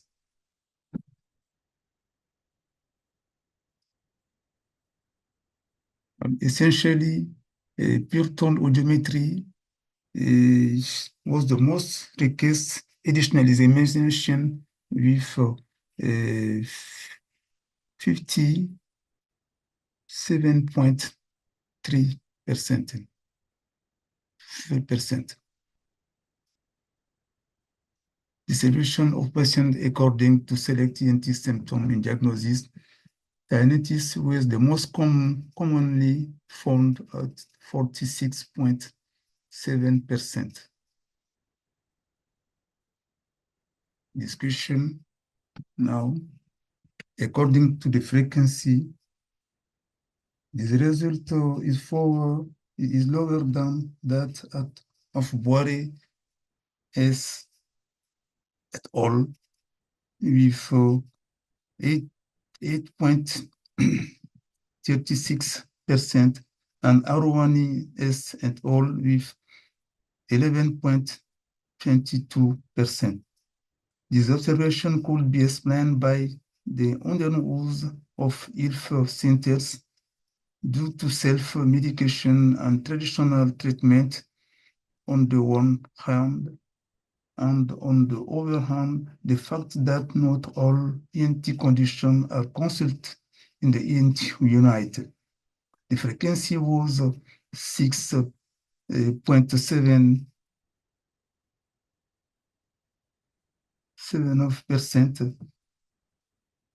This result is lower than that of Boire S et al. With 8.36 and Arwani S et al. With 11.22%. This observation could be explained by the underuse of health center due to self-medication and traditional treatment on the one end, and the other hand, the fact that not all ENT conditions are consulted in the ENT unit.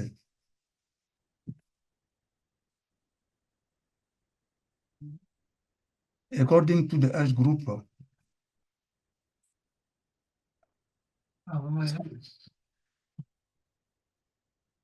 according to the age group, this result our study according to age group 36, 45 years and 46 years, 55 years were the most affected with 24%. This result is higher than that of Asokba G with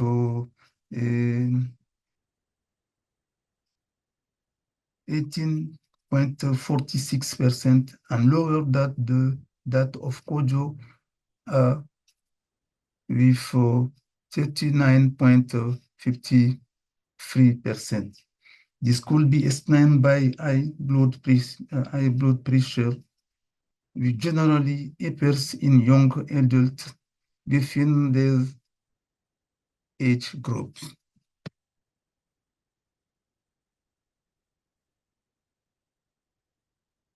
Alors, the predominance was female at 76%. This result is higher than that of Traoré M et al. With 58.07% and similar to those of Menta E et al. In cardiology with 68.7%. The female predominance could be explained by the fact that women use healthcare facilities much more than men in health area where our study was conducted. The profession, the predominance was female at 76.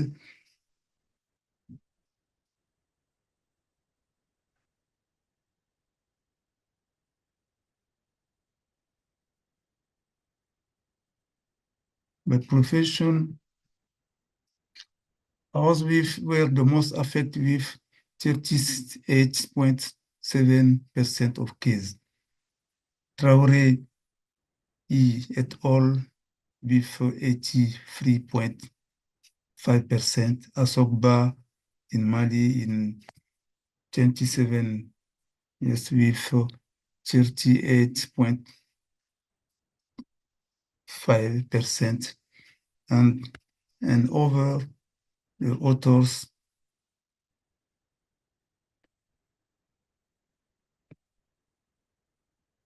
with other data. According to its additional examination,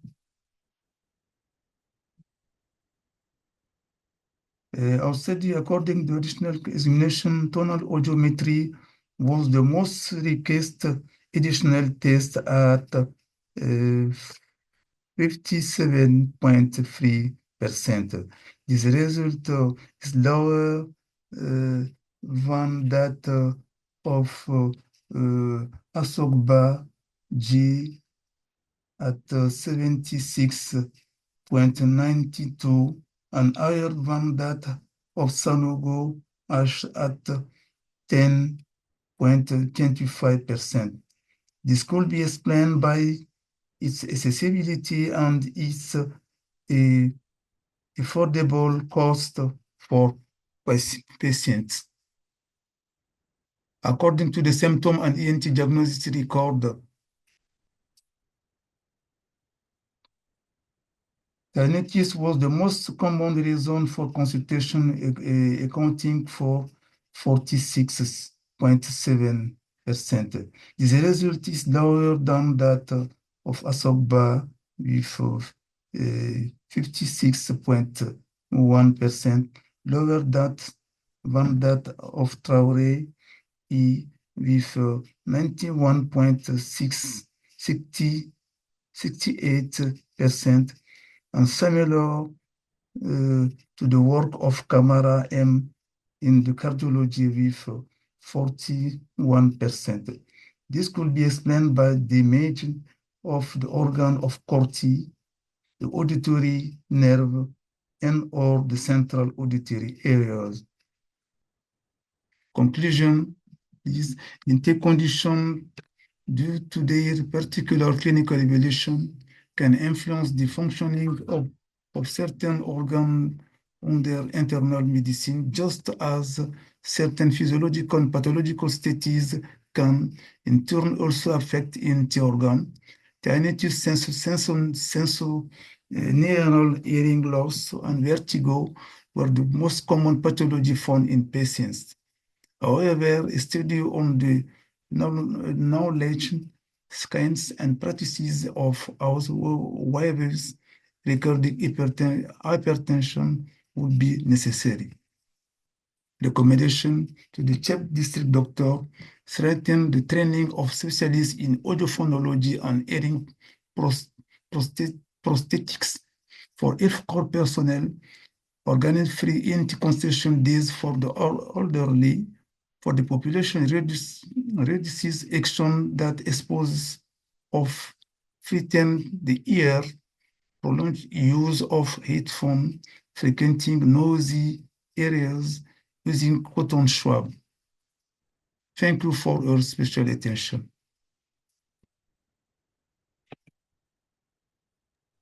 Thank you, Doctor, for your wonderful presentation.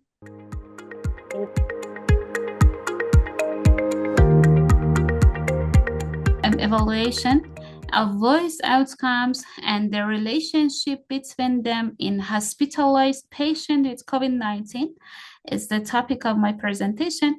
As you said, my name is Dr. Samir Akadus. I'm PhD of speech therapy and faculty members of Tehran University of Medical Science at Tehran University of Medical Sciences in Department of Speech Therapy. In the first part of my presentation, I want to talk about the role of voice during daily activities. After that, I want to talk about the methodology of my research. After that, results and discussion. And finally, I will talk about conclusion. COVID-19 significantly impacts on voice production, impacts on different subsystems of speech production, including respiratory, resonatory, phonatory, and articulatory, and near 57% of patients with that infected by COVID-19 experience voice disorder related to this disorder, and dysphonia was the most important feature of their problem, and most of them suffer from dysphonia and voice disorder during the time of hospitalization. In this study, the aim of our study is explore the impact of COVID-19 and voice quality during acute infection phase using Dysphonia Severity Index, that it is a multi-parametrical voice assessment, and moreover by CAPE, that it's an auditory perceptual assessment. And this study focused on the relation between different aspects of voice. As you know, voice is multidimensional phenomena, and during our assessments, we have to pay attention to assess different aspects of voice production, including auditory, perceptual, acoustic, palpatory, stroboscopy, and other assessment. In this study, we wanted to determine the relationship between acoustic and auditory assessment. We had different hypotheses about this question, why COVID can put effect on voice production. And according to the previous studies, we arrived to different hypotheses, including first, COVID-19 can causes, let me move on. COVID-19 can cause voice disorders with three possible ways. The first theory is about the direct entry of the COVID-19 that puts effect on larynx tissue and connecting to a specific receptor, which can lead to tissue inflammation. The next hypothesis was about that the patients who needs to be intubated due to COVID-19 and injury and irritation of vocal folds after intubation, that this hypothesis was another hypothesis that we thought maybe create dysphonia. And the latest hypothesis was the viral neuropathies that have been seen in patients infected by COVID-19 impact in both aspects of in different aspects of nerves, nerves including recurrent laryngeal nerve and moreover superior laryngeal nerve. And in this situation, dysphonia completely can be expected. For doing this study, for doing this research, we had some inclusion criteria. This study was a cross-sectional study including 80 participants, 40 patients with COVID-19, and these patients had different degrees of COVID between mild to moderate symptoms. And moreover, we had 40 normal or healthy participants as control group. The mean age of COVID-19 group was near 41 years. We had some inclusion criteria, including our patients have to no prior, don't have to any history of voice or respiratory disorders, any history of allergies, any history of hearing loss or other disorders related to neurologic or use alcohol addiction. And we excluded our patient if they didn't want to participate in our study, or maybe if the data that we gathered, maybe we had some problems during analysis of this data, was another exclusion criteria. About healthy control group, we matched this group by in aspects of age and gender by our group, our patients group, and we compare both groups with each other. We had different assessments for doing this study. We use DSI as a multidimensional parametric voice assessment.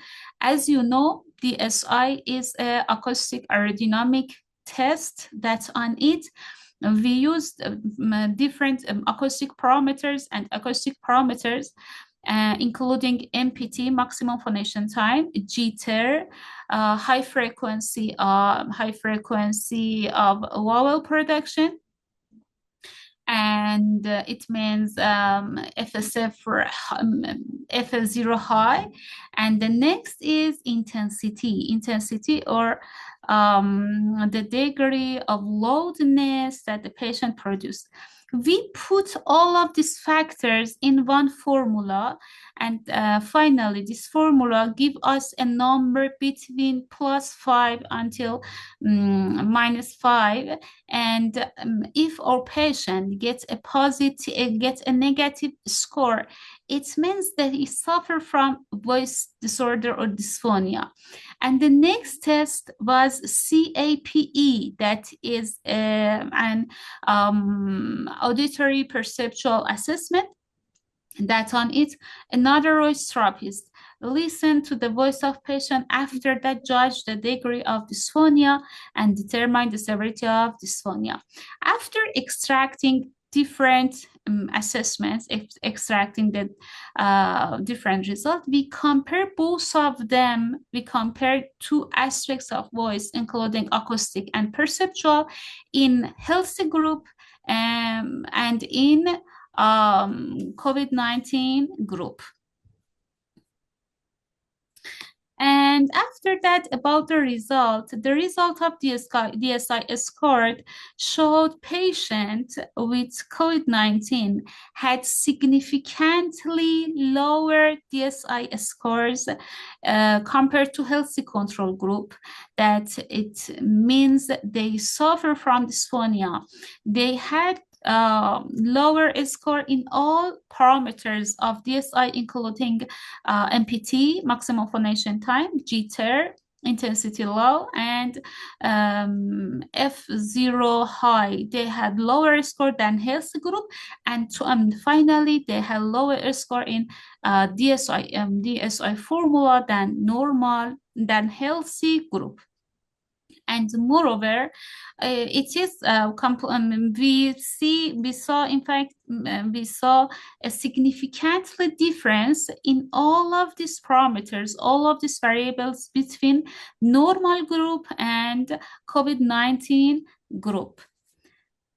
In another aspect of our assessment, we use CAPE score. The total of CAP score in patient with COVID-19 was higher than healthy control group, and the mean of CAP score in COVID-19 group was near 63%, and in normal group was near 24%. That the higher score in this test reflecting severe perceptual dysphonia. As I told you, our patients in COVID-19 group take higher score in all subscales of CAPE, including roughness, breathiness, strain, pitch, and loudness, and totally the total score. Finally, the total score of CAPE in COVID-19 group was higher and worse than healthy group. About voice quality impact, these results highlight the substantial impact of COVID-19 on voice quality, with patients that experiencing more severe voice disorders during acute infection. And moreover, we saw a strong correlation between DSI as an acoustic aerodynamic assessment with CAPEV as an auditory perceptual assessment. This relationship was negative. A significant negative relationship was found between DSI and CAPE score in COVID-19 patients. And moreover, we see this relationship in healthy subject. It means the different aspects of voice, the different assessments are related to each other in healthy group and in disorder group in COVID-19 group. The result of this study showed patients with COVID-19 had higher scores in auditory perceptual assessments, and moreover had worse score in acoustic aerodynamic assessments, and the correlation between different aspects of voice showed a negative relationship between different aspects of voice production. It means if I, as a voice therapy, hear a voice with dysphonia, the result of acoustic assessment show this finding, and these are completely parallel with each other. And moreover, our study showed laryngeal inflammation due to COVID-19 completely disrupts vocal fold vibration, and this leading to increased jitter, reduced MPT, and that reflected compromised voice function. And moreover, glottic insufficiency and neuropathy contributes to voice disorders by affecting vocal fold closure and respiratory support, which the result of it is impact on voice quality, and we hear voice quality with some degrees of roughness, braciness, and other problems. Finally, evaluating voice during the acute infection phase of COVID-19 highlights the significant, the remarkable voice deterioration that emphasize to this point we as SLP have to start for doing early intervention for patients with COVID-19. Our findings align with studies reported before this that MPT, jitter, shimmer, and other parameters, acoustic parameters in COVID-19 patients can be affected by this virus, and moreover, contrasting with post-recovery study showing normalized acoustics, and our results emphasize the importance of evaluating voice during the active disease phase.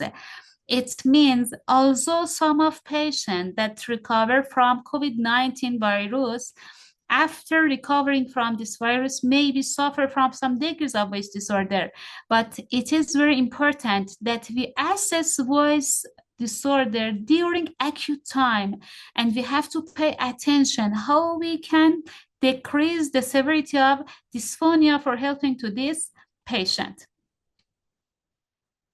The result of this study, the conclusion of this study showed some clinical implications keys, including COVID-19 remarkably impaired voice quality during acute infection, and we have to pay attention to different aspects of voice, especially acoustic and acoustic, aerodynamic, and perceptual, or objective and subjective aspect of voice. And moreover, using DSI and CAPEV together provides a comprehensive voice evaluation and highlighting the severity of dysphonia in hospitalized patients. And I think this is the most finding of this study, that early voice evaluating during hospitalization can guide timely intervention and improve rehabilitation outcomes for COVID-19 patients. We had some limitations during doing this study. As you know, we couldn't do a stroboscopy or laryngoscopy during COVID-19 time, especially at the first months of occurring this disorder, because the people afraid for checking their mouth by or assessing their larynx by using the instruments. And moreover, another limitation of this study was assessment occurred during acute phase, and this was one of the biggest limitations for doing this study. For doing future studies, feeding research, we suggest check the patient that they suffered from COVID-19 and voice disorder due to their COVID-19. We suffered, check their situation of their voice after passing a time and after recovery and recovery from the disorder and hospitalized from the disorders. And it seems doing some study with passing a time of occurring this disorder can give us a comprehensive understanding about this disorder. And finally, take-home message of my study. COVID-19 significantly impairs voice quality during acute infection. Combined use of DSI and CAPEV enables comprehensive voice screening. Early evaluation can enhance rehabilitation outcomes. Thank you so much for your attention. If you have any question, I'm here for response. Thank you, Doctor, for your informative presentation.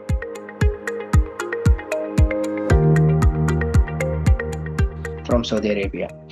Today, I'm going to present my presentation, Effect of platelet-rich plasma injection in a patient with atrophic rhinitis. It was systemic review. Starting by introduction, atrophic rhinitis is a chronic condition characterized by mucosal atrophy and crustation and impaired mucociliary clearance. The pathophysiology of allergic rhinitis is based on destruction of the epithelium itself and mucosal gland, which lead to dysfunction of mucociliary clearance and formation of the crustation of the nasal cavity. Current treatment are mainly palliative, with no focus on tissue regeneration or surgery.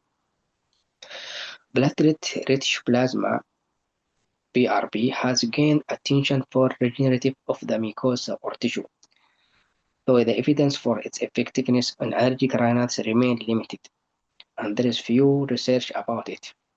In recent years, regenerative therapy as platelet-rich plasma has been considered as a possible solution for allergic rhinitis because it encourages of tissue repair and regeneration.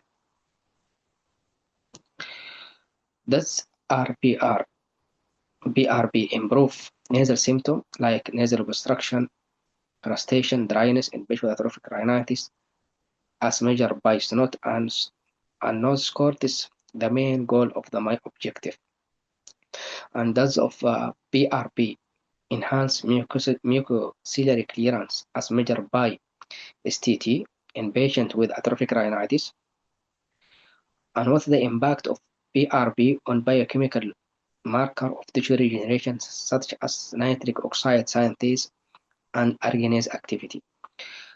And are there any adverse effect of PRP treatment in patients with atrophic rhinitis?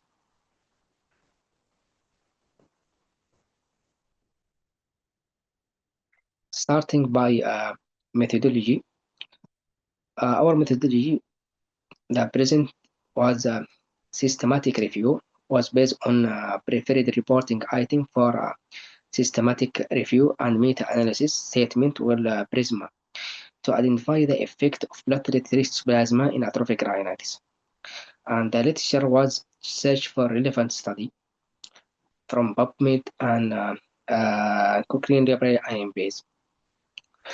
And this was our inclusion criteria. Study evaluating the effect of platelet-rich plasma on patient diagnosed with atrophic rhinitis, and randomized control trial, case series and prospective clinical trial, and study report clinical outcome as note and nose score and mucociliary clearance study published in English also. Exclusion criteria study that didn't specifically focus on PRP, an animal study. Review article that and conference abstract also study lacking sufficient data for outcome analysis and study published in language other than English.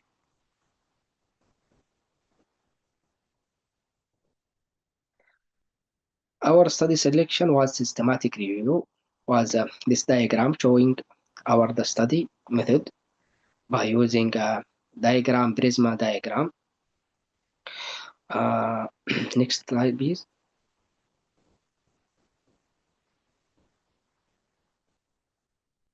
This study characteristic. This study, each of research author and the year of the study, starting by Bondarenko and Frigi, Mustafa and Kim, all the study and collecting this randomized control study case series and intervention type was used in the study. It used PRP quercetin or PRP lipoaspirate, and the control group and placebo group and the follow-up duration. Next, this patient demograph showing the mean age of the patient and the gender and the sample of the size for each study. This summarizes all the study that did before. Next, BRB injection. This is most important in our study. BRB injection dose, duration, frequency, and injection site in different study. This summarizes each study was in our study, like starting by Bondarenko in 2024. The dose of PRP and blood centrifuge and injection into the nasal mucosa. He was injected in anterior septum and inferior nasal mucosa for 6 injection over 28 days, and 3G on inferior turbinate and middle turbinate and nasal floor and septum. He was only using 1 injection. Mustafa injecting inferior turbinate, middle turbinate, nasal septum, also nasal floor, and using 3 injection. Other doctor like Kim, he inject inferior turbinate only bilaterally, 1 injection. The most one was injecting more in study was done by Bondarenko, did 6 injection over 28 days. Next, this photo showing how doing the BRP by lab and the centrifuge blood into red blood cell and platelet-rich plasma and platelet-poor plasma. This is the site of injection of the BRP. This diagram showing the septum and inferior turbinate, and the injection site was the inferior turbinate to make tissue regeneration and help of mucociliary clearance. Next, this our score was SNOT score in BRP and control group is showing the score showing the highly improving of the mucociliary clearance after follow-up of the patient around the 6 months. Next, this photo like a mucociliary clearance in PRP and control group. The author is summarizing how the mucociliary clearance improve after PRP injection. It was significant improve after 6 injection of the dose was highly improved of the mucociliary clearance. Next, 2 study used in nasal obstruction symptom evaluation score. Patient reports measure of nasal obstruction.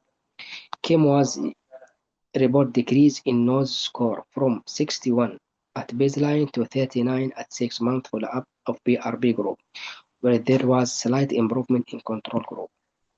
Similarly, Mustafa and Iyad observed decline in PRP group nose score from 40 to 9 within 6 months. Another outcome mentioned in Mustafa was anosmia, which showed decline also after injection of PRP. Next.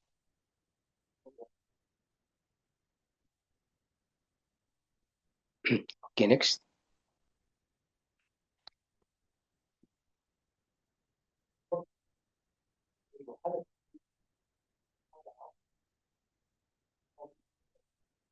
The discussion efficacy of BRB in treating of nasal symptom.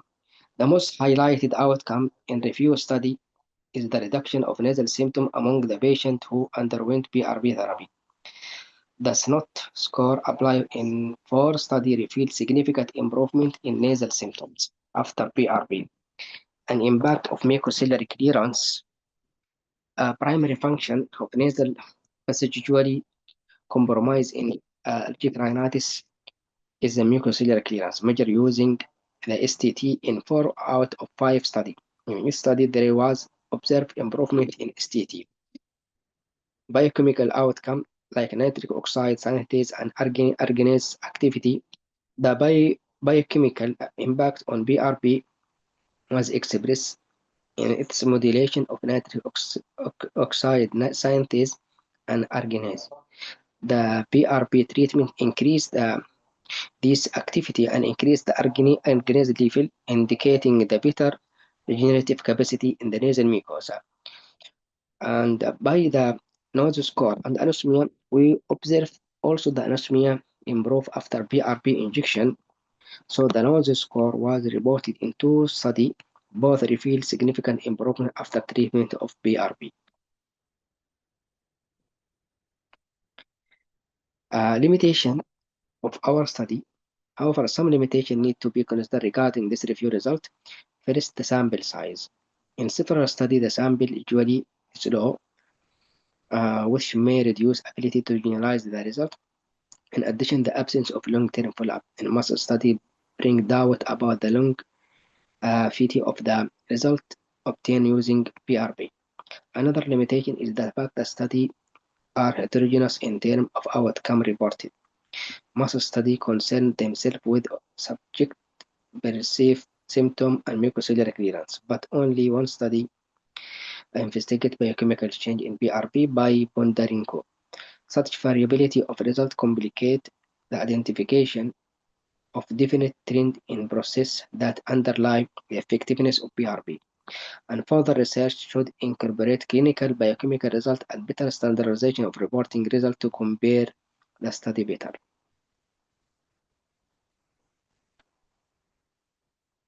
Our conclusion, the finding of this present show that BRB can be used as treatment option for patients diagnosed with atrophic rhinitis.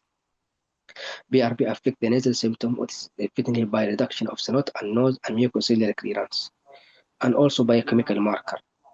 However, the several limitations as sample size, follow-up, duration, outcome heterogeneity should be considered in future studies. Nevertheless, BRB can be viewed as perspective method for atrophic rhinitis treatment, as combine both pathogenetic and symptomatic aspect of therapy of this chronic disease, applying minimal invasive technique. This code showing our reference, and thank you. Hello. Thank Oh, you, yes. Doctor, for your wonderful presentation. Any questions from study today. It is called Cocaine-Induced Rhinological Complications. It's the Northern Ireland experience. And these are names of my colleagues who have helped me throughout.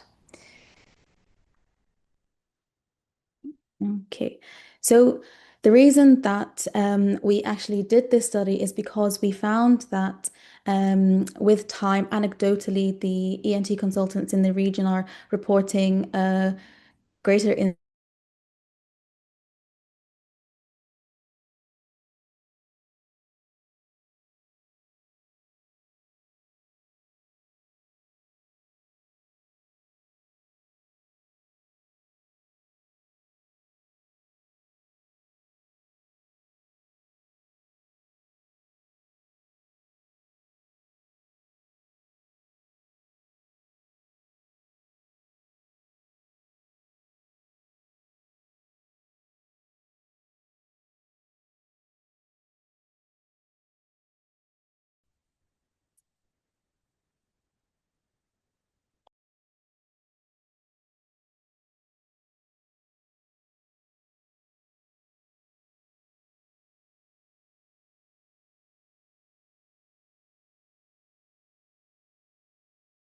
Hello?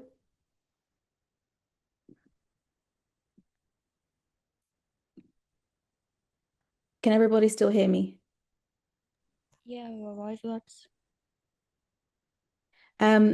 Yes, so we saw a greater increase in the last 10 to 20 years, but Northern Ireland has previously had quite low rates compared to other UK countries, but now cocaine is now the most commonly used recreational drug in Northern Ireland, which is quite concerning.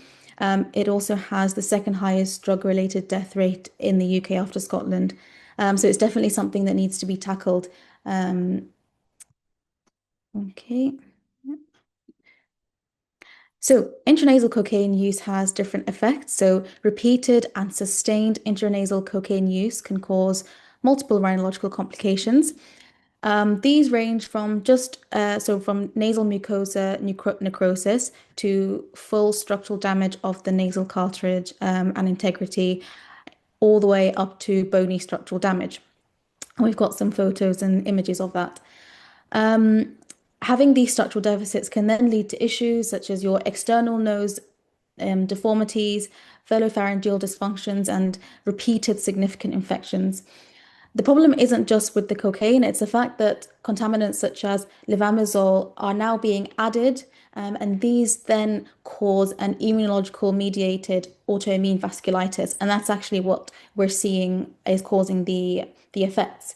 And then the importance of understanding the use of these contaminants is because it makes it very similar in presentation to granulomatosis with polyangiitis, and the way you treat it can be quite similar to how we treat GPA. So it's being able to establish when is levamisole present in these in the cocaine that was used, and I'll explain further. So the aim was to identify the clinical features that are consistent with rhinological complications specific to cocaine. Our second aim was timely diagnosis in this cohort, and then understanding the steps that we need to take to assess them promptly and refer them to the correct services. We worked with consultant rhinologists and rheumatologists in the region to contact them to get a cohort of patients which are currently being treated for the rhinological complications of cocaine use. We then accessed the medical records using the Northern Ireland ECR, the Electronic Care Portal, and we collected data from December 2024 to March 2025. And then the ultimate aim is to set up a regional MDT to help this cohort of patients. They're a very complex cohort, which is too much to expect one single ENT consultant to manage. They need input from rheumatologists, they need input from clinical psychologists. So that's the ultimate aim, is to be able to establish, even if it's a monthly or every 2 months, an MDT. So the results are, we had 23 patients who are currently being treated for rhinological complications of cocaine in the region. Their median age was 37, but it ranged from 24 to 59. We had an almost near equal sex distribution with 12 females and 11 males. And cocaine use was recorded inconsistently within this cohort. So 6 patients recorded or reported to have ongoing cocaine use, whereas it was difficult to establish for the remaining, to establish that quite accurately. So that's one limitation. They commonly presented with symptoms, local to nasal destruction and chronic inflammation. So most commonly things like nasal obstruction, that's in more than 50%, so 61% would come in with obstruction, epistaxis in 26% of our patients, nasal crusting in 6 patients, which is 26%. We then had nasal collapse or deformity in 4 patients, and others had other symptoms such as chronic rhinitis, pain, foul nasal discharge, and then the structural symptoms that we saw were commonly septal perforation in a lot of the cases. So septal perforation was the most significant finding on examination in 15 out of the patients. At least 8 patients had a massive or complete septal destruction. And then other nasal deformities such as saddle nose, supratip depression, and columella detraction were also found on examination. We then went back and looked at investigations such as serology that they had during their appointments. So interestingly, we had 19 patients with positive ANCA serology, which links back to my point about how they present very similarly to GPA, and only 4 were negative. So ANCA, so we had either C ANCA or P ANCA. And then 13 had concordant results, which means that if they had C ANCA, they were also PR3 positive, or if they had P ANCA, they would be MPO positive. So that means that you're concordant. The staining matches the antigen specificity. And then we had 6 patients which demonstrated discordant results. So, the staining didn't match the antigen specificity. And then we had, as I mentioned, 4 were negative. This all becomes relevant later on when you're collaborating with, the rheumatologist as to what treatment we can then offer. The second investigations that we looked at were imaging. The most common finding was a nasal septal perforation. So only 12 out of the 23 patients had imaging. And the most common finding was a septal perforation found in 8 of those 12. And some of them here, this is one of our patients who had large anterior defects. And then we had some with inferior turbinate destruction in 4 patients. Okay. And then the next thing that we looked at was histopathology. Again, it was only done in 12 patients out of the 23. There was no malignancy identified in any of the specimen. The most consistent finding was non-specific chronic inflammation in 11 out of 12 cases, and biopsies showed, some of them showed granulation tissue or necrotic or slough tissue, as we'd expect. Now, management. So treatment was very heterogeneous. There wasn't anything, standard, and it varied. So systemic corticosteroids, prednisolone, were prescribed in 8 patients. They would have significant inflammation or other constitutional symptoms or ANCA positivity. Methotrexate was used in 3 patients with steroids, and rituximab was used in 2 patients. Both of them had quite severe systemic features or ongoing diagnostic uncertainty. Is this ANCA vasculitis or is this cocaine-induced rhinological? Oh, sorry, you're on mute. So surgical intervention was undertaken in a very small subset. 1 patient had a septal button. Apologies for the disruption. Whereas others were referred for a septal rhinoplasty or offered reconstructive options, such as a supratip filler. We also had 1 patient who was also referred to maxillofacial surgeons, again, just showing the complex nature and the need for an MDT to help these patients. So I'll quickly go through the pathophysiology. So cocaine-associated sinonasal disease is one way to classify this. It's a midline destructive condition caused by recurrent irritant inflammation of the nasal mucosa, which then leads to your perichondral injury, ischemia, and necrosis. This then means you're predisposed to superinfections. So we had 1 patient, this is a photo of 1 patient who kept presenting to the emergency department with upper respiratory tract infections and needing his hospitalization for it. It then causes locally advanced nasal cavity destruction and complete septal destruction. So nasal septum is involved in 99% of patients with CASD, with less than 8% having skull base involvement. In these patients, you get less ANCA positivity in the cocaine-associated sinonasal disease. This is in contrast to your levamisole associated disease. you get localized, very localized tissue destruction, and you don't get as many of the systemic symptoms that you see with the levamisole-associated vasculitis. So here, the mainstay of treatment is stopping cocaine. It's not immunosuppressives don't have as much of a role in this cohort because of the underlying pathophysiology. And then you've got levamisole-induced ANCA vasculitis. So this is the contaminant. It is an antiparasitic. It used to be used for the treatment of rheumatoid arthritis, but it's not. It's now banned due to its high rate of agranulocytosis. It works by triggering the p53 suppression of T cell activation. The actual disease itself, it causes dermatological symptoms. So you've got more systemic symptoms compared to just the cocaine-associated midline defects. And you do get ANCA positive serology. And the treatment here, again, obviously stopping cocaine use, but it's also found to respond to steroids, and rituximab can be used in this cohort. This is like a pathway that we suggest for these patients. So it relies on good history taking, establishing drug history, whether they've got other systemic features, a good nasal oropharyngeal examination looking for palatal fistulas, external nasal deformities, septal perforations.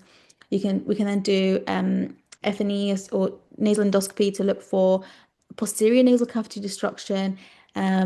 May see evidence of skull base involvement, but and then serology, so looking for any ANCA positivity, other bloods, and cross-sectional imaging, namely CT sinuses.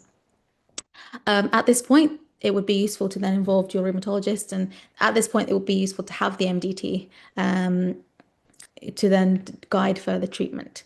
This would involve, addiction services, clinical psychologists, if they've got, big palatal fistulas involving the maxillofacial surgeons, microbiologists to help with the recurrent infections. So the conclusion is, based on this series, diagnosis still remains a challenge. It's multifaceted, multidisciplinary. Terminology can be confusing. But right now, the preferred term is cocaine-induced ENT pseudo-GPA. Symptoms, we've already talked about, the symptoms, taking a good history, endoscopic findings, and a cocaine screen. And the other thing was, obviously, follow-up is very difficult in this cohort. So that was a big limitation. Thank you very much. Welcome any questions. Good evening, ma'am. Yes. My question to you is that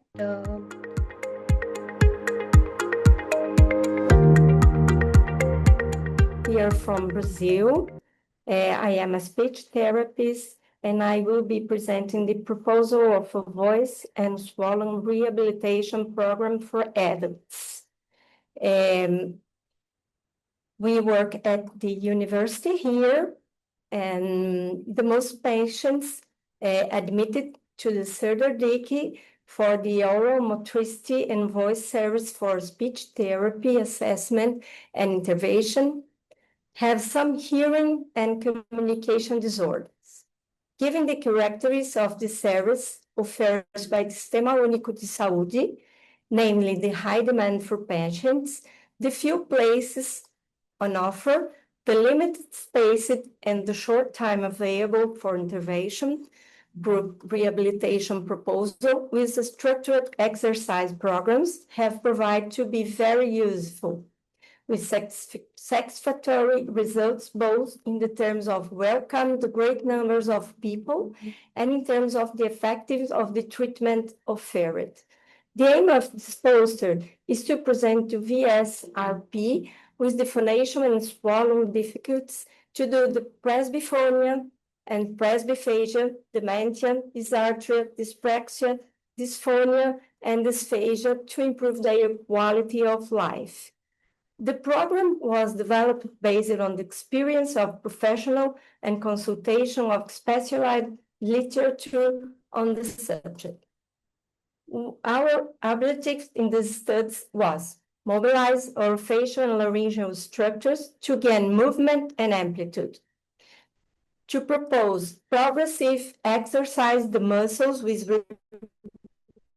repeated contractions for a sufficient period to cause fatigue or maintain prolonged voluntary muscle contraction to restore and improve the physiological conditions and resistance in the structures involving the process of the voice production and swallow. Maintain the maximum amount of tension during the repetition of a specific exercise to improve stand. Preserve the longevity of the skills for balanced use of the voice, speech, and safe eating to prevent or minimize the risks of aspiration pneumonia.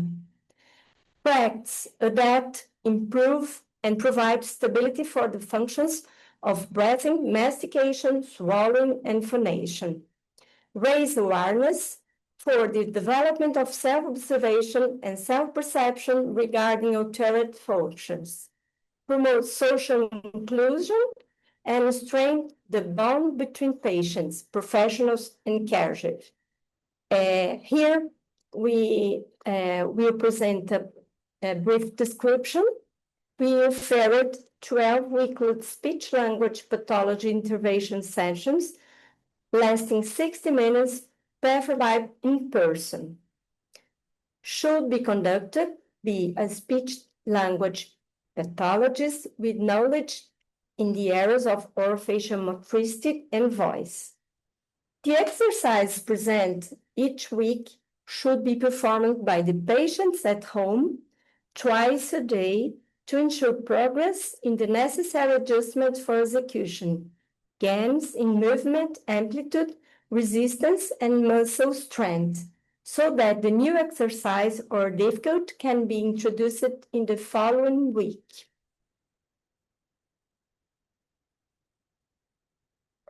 Our criteria and precautions for program implementations was selected patients to participate in the groups using orofacial immune functional, voice, and general clinical condition assessments protocols. Propose rehabilitation strategies for patients with mild alteration in speech, voice, and swallowing who are on exclusive oral diet. Provide participants with an individual Respiron Classic device to perform the program respiratory exercise. Record the sessions on video to monitor progress and facilitate data collection for potential research. Apply self-assessment questionnaire on speech, voice, and food intake quality before and after the program to compare the two movements. Compile difficulties presented by participants and, whenever necessary, make adaptations, modifications to exercise to enable their execution. Start each session with a group discussion in which participants can share their achievements and difficulties regarding the challenge proposed in the previous week. Recommended practice airway protection and swallowing facilitation maneuvers initially with saliva to avoid the risk of choking or aspiration. Here we have an example for the session 1, and we propose exercise for neck, shoulder, breathing, lip mobility, tongue mobility, soft palate mobility, sustained emission of vowel with strong intensity, and sustained emission of vowel strength intensity. Our final considerations, this program can be useful strategy for speech therapists working with groups of adults or who have voice and swallowing difficulties to do an aging. In this year, we have the opportunity to make a group, and we are yet applying this program, and we don't have results yet to present in this Congress. We hope in the next. Thank you, and we are able for questions. Good evening, ma'am. Thank you for your wonderful presentation. If any questions from the audience? Hello.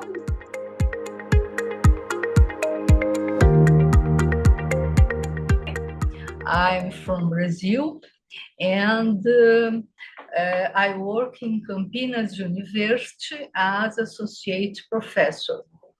My research line is in surface electromyography. This is the university, the campus of university, and we have several areas as a healthy, science and human.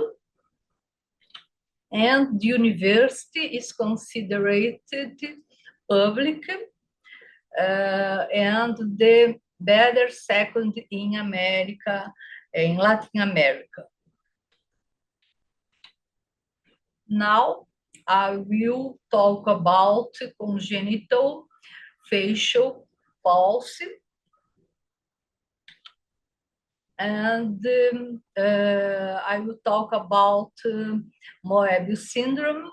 And this syndrome have several combinations about the pulses in faces. Is a congenital, no progressive disease, which depends on the level of involvement, can generate multiple disorders, and when not treated properly, accentuating striking features such as permanent dysmorphism, a structural anomaly that causes facial inexpressiveness. And now we can see some participants in this study. And the etiology Moebius syndrome is considered a rare disease. It may be related to genetic factors associated with syndromes such as pollen syndrome, infections, and drugs such as cocaine, benzodiazepines, thalidomide, and tetracyclic antibiotics.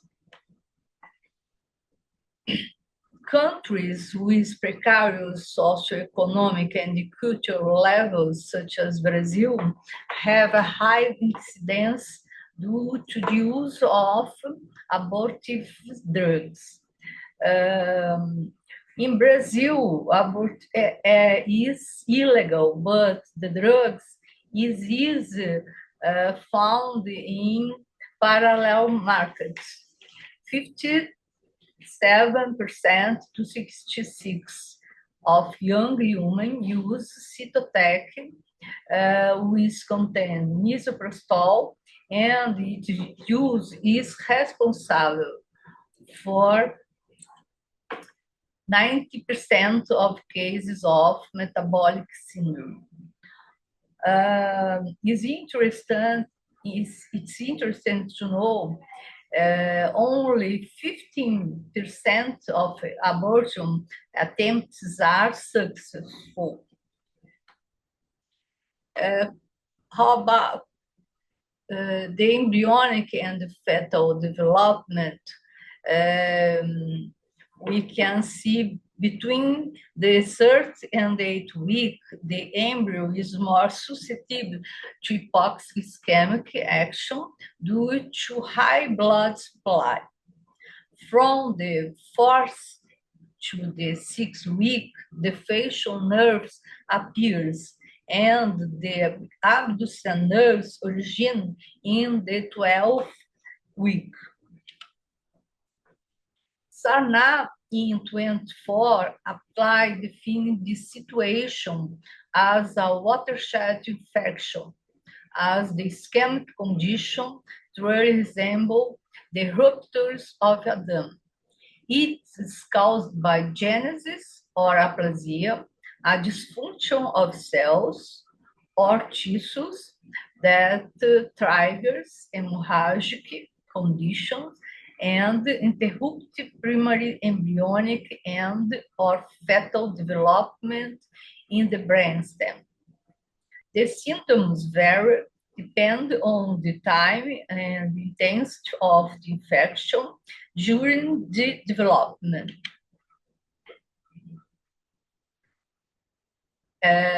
Imaging tests do not always identify microscopic tegmental lesions, and the diagnosis at birth is based on clinical symptoms, as inexpressiveness, does not smile, mouth and eyes half open, and the absence of sucking. Therapeutic intervention. It generally occurs at birth due to breastfeeding, and then only at school age due to discrimination. Muscles atrophy in the face take 12 to 18 months, and replacement by fibrous tissue takes 24 and 36 months. Justification for yearly intervention. From 12 to 18 months, neuroplasticity is significant due to the abundance of dendrites and synapses. These extensions can sprout in response to stimuli, but they can also dissipate in the absence of functionality. Adequate stimulation can prevent anastomosis and thus unwanted syncynesis. Justification for early intervention. After birth, there are myelastous embryonic cells that convert into muscle fibers. Satellite cells of the basilar lamina can be activated. Remains of the muscle's fiber itself, which becomes paralyzed, can gain a new motor nerve fiber originating from the intact remains. Premuscle cells close to nerve fibers are more differentiated than those that are distant. Proposition. Investigate the impact of yearly intervention on the frontal and the perioral musculature in individuals with metabolic syndrome, and to describe in ascending order the situation that presents the highest average electrical activity before and after inductive massage intervention of the frontal and the perioral muscles during startle response, mother tickling child, speech or bubbling, speaking to the mother, speaking to the research, and sucking.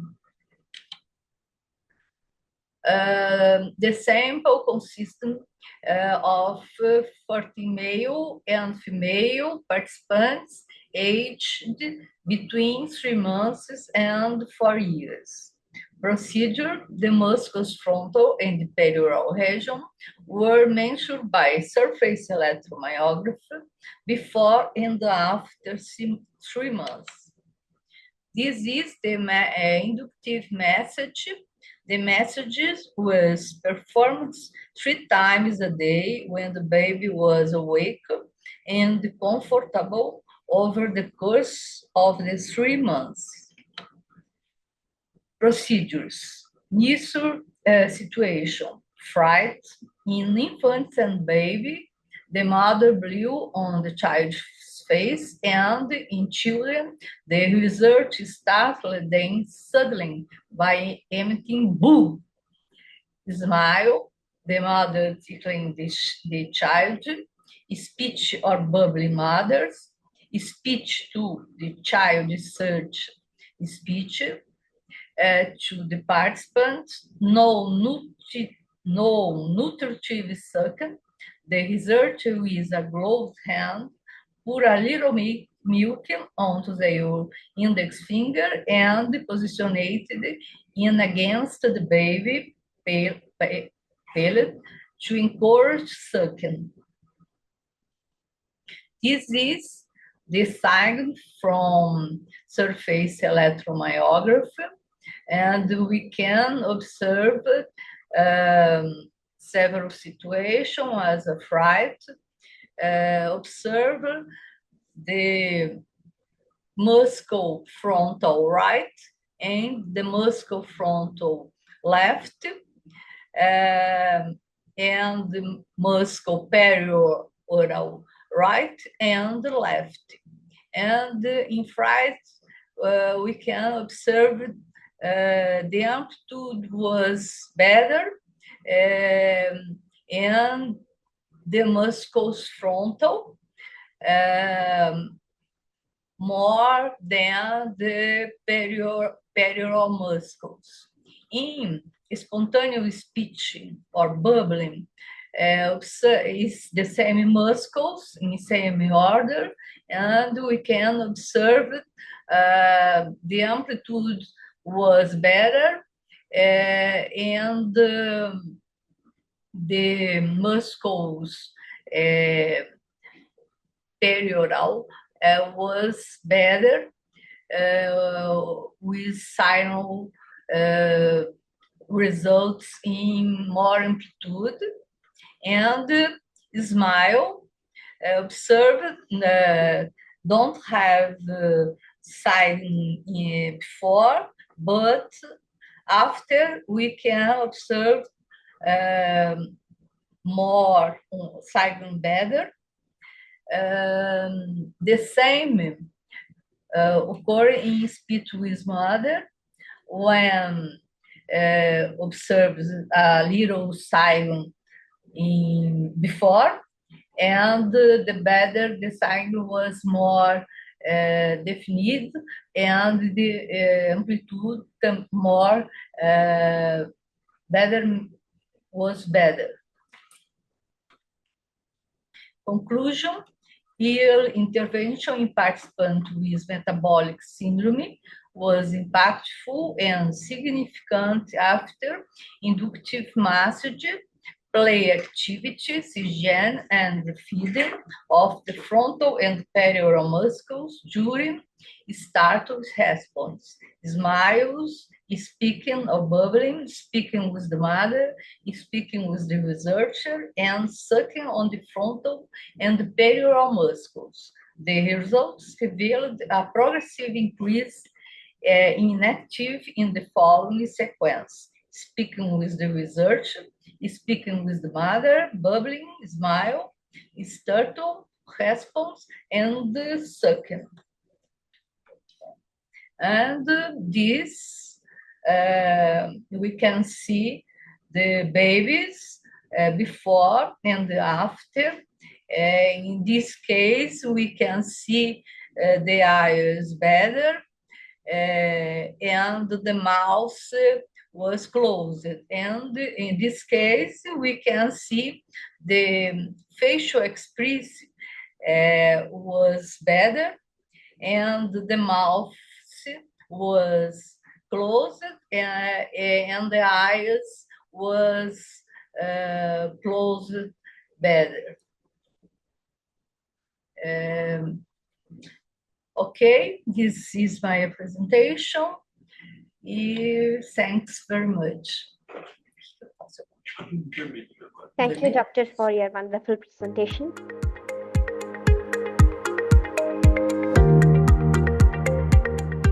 And today I'm going to tell you about our work looking at the treatment of post-traumatic diplopia, where we're going to present an algorithm for you for stratification and management of this. And I'm also going to tell you about a predictive tool that colleagues and I have developed for determining when patients are likely to develop diplopia.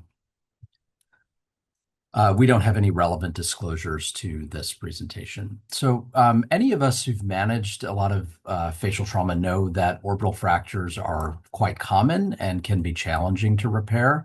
They account for about a quarter of all facial fractures, and about a quarter of these will require operative management, a quarter to 50%, depending on which survey that you look at. And again, if you've done enough of these, you recognize that diplopia, or double vision, as we're showing you on the illustration on the right, is among the most common and vexing sequelae of orbital fracture repair, occurring in about half of patients.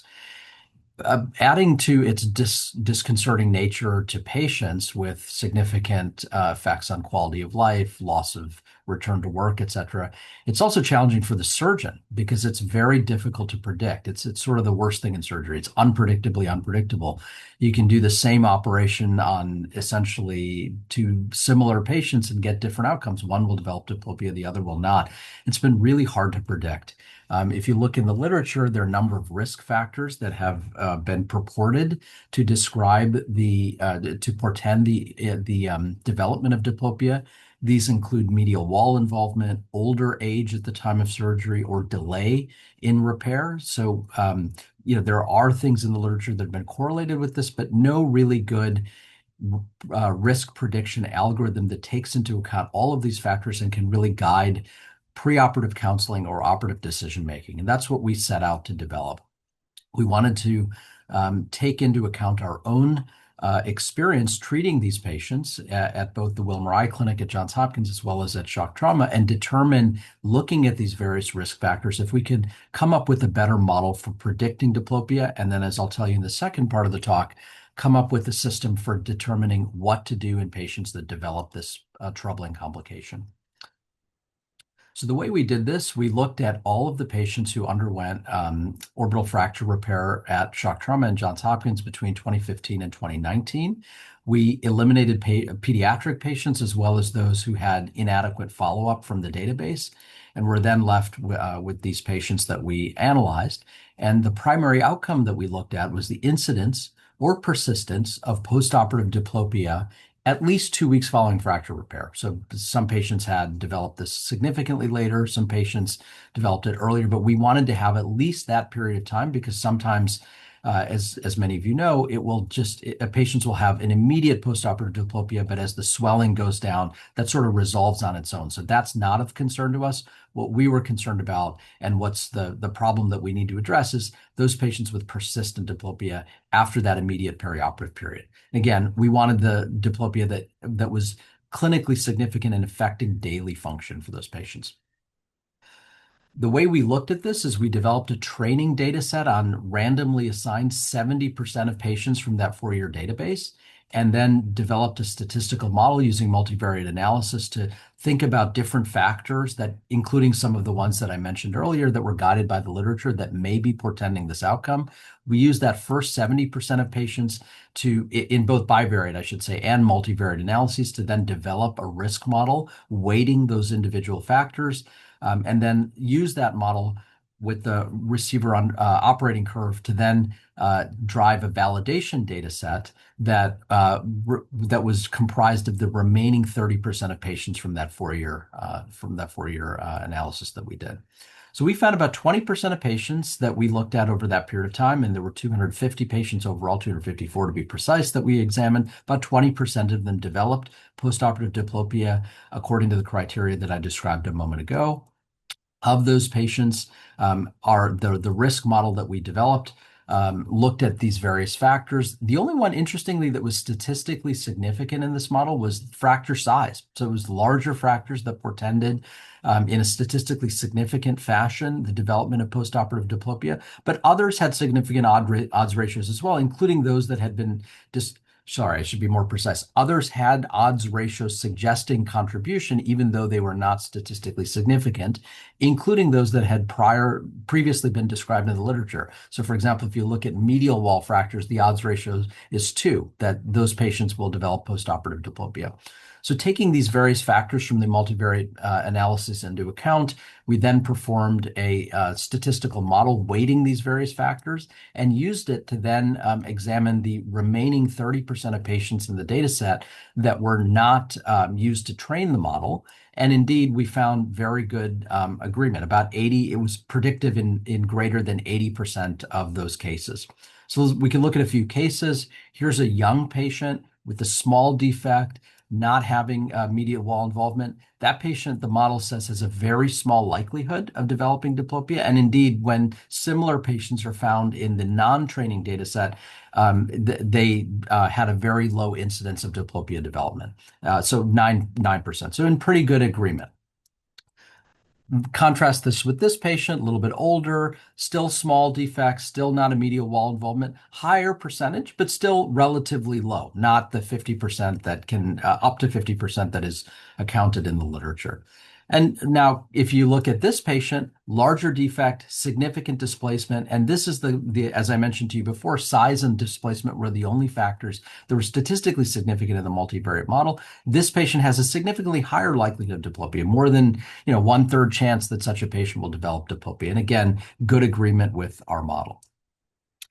And this is what I mentioned before when we tested the model against the untrained portion of our data set, the 4-year data set, the 30% of patients that the model had not seen, about an 86% AUC. So really, really good validation for that model. It's a pretty good predictive tool that's been developed, and we've published on this. And actually, you can find an easy online version of that tool if you look at the reference that will just allow you to type in these input parameters and predict for yourself how likely it is before you do the operation the patient's likely to develop diplopia. Okay, so that's telling you whether the patient is likely to develop this complication, but what do you do if they have the complication? So whether they're entering into the OR with diplopia or whether this is a secondary patient, which is a lot of what we see in our experience, that is to say patients who'd had a primary orbital fracture repair and have this persistent complication or at least persistent sequela, let me put it that way. So what do we do for those patients? So similar, as I mentioned, orbital fractures and diplopia associated with orbital fractures are very common. And now that we've developed a tool that can predict the incidence of that, the challenge that we wanted to address is what do we do about it? How do we manage it? And there's a pretty poor consensus when we looked at the literature about when to operate on these patients, which patients to operate on, and what the likely outcomes are to be. And we hypothesized that heterogeneity, that lack of consensus in the literature, the heterogeneity in operative management outcomes reflects actually an underlying heterogeneity in the disease itself, the disease process itself, the etiology of the diplopia. Broadly speaking, and this is the key point, we felt that there are two kinds of patients with postoperative diplopia. Those for whom there's defective orbital anatomy, even if they were repaired initially, maybe the anatomic repair was not adequate, or if they had not undergone repair, say it was a small defect, we thought it would spontaneously resolve, and so we weren't really motivated to operate on the patient. Nonetheless, we felt that there's a category of patients with underlying orbital anatomy driving the pathology, and those are patients that either have globe malposition or restriction. That is to say, the eye movements, because the eye muscles, I should say, are not able to have their full excursion because of defects in the orbital anatomy.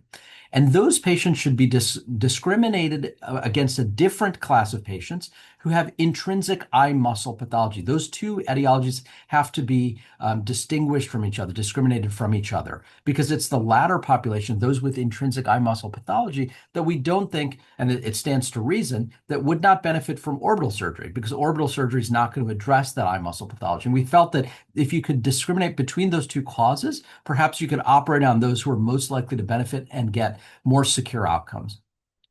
That was our hypothesis. And so again, we look back at these patients that we looked at. In this case, we extended to 1 year from 2015 to 2020, patients that were operated on at shock trauma or at the Wilmer Clinic at Johns Hopkins. We excluded patients with pre-existing ophthalmic abnormalities or those with diplopia secondary nerve or direct muscle injury, because again, those patients are not likely to benefit from orbital repair.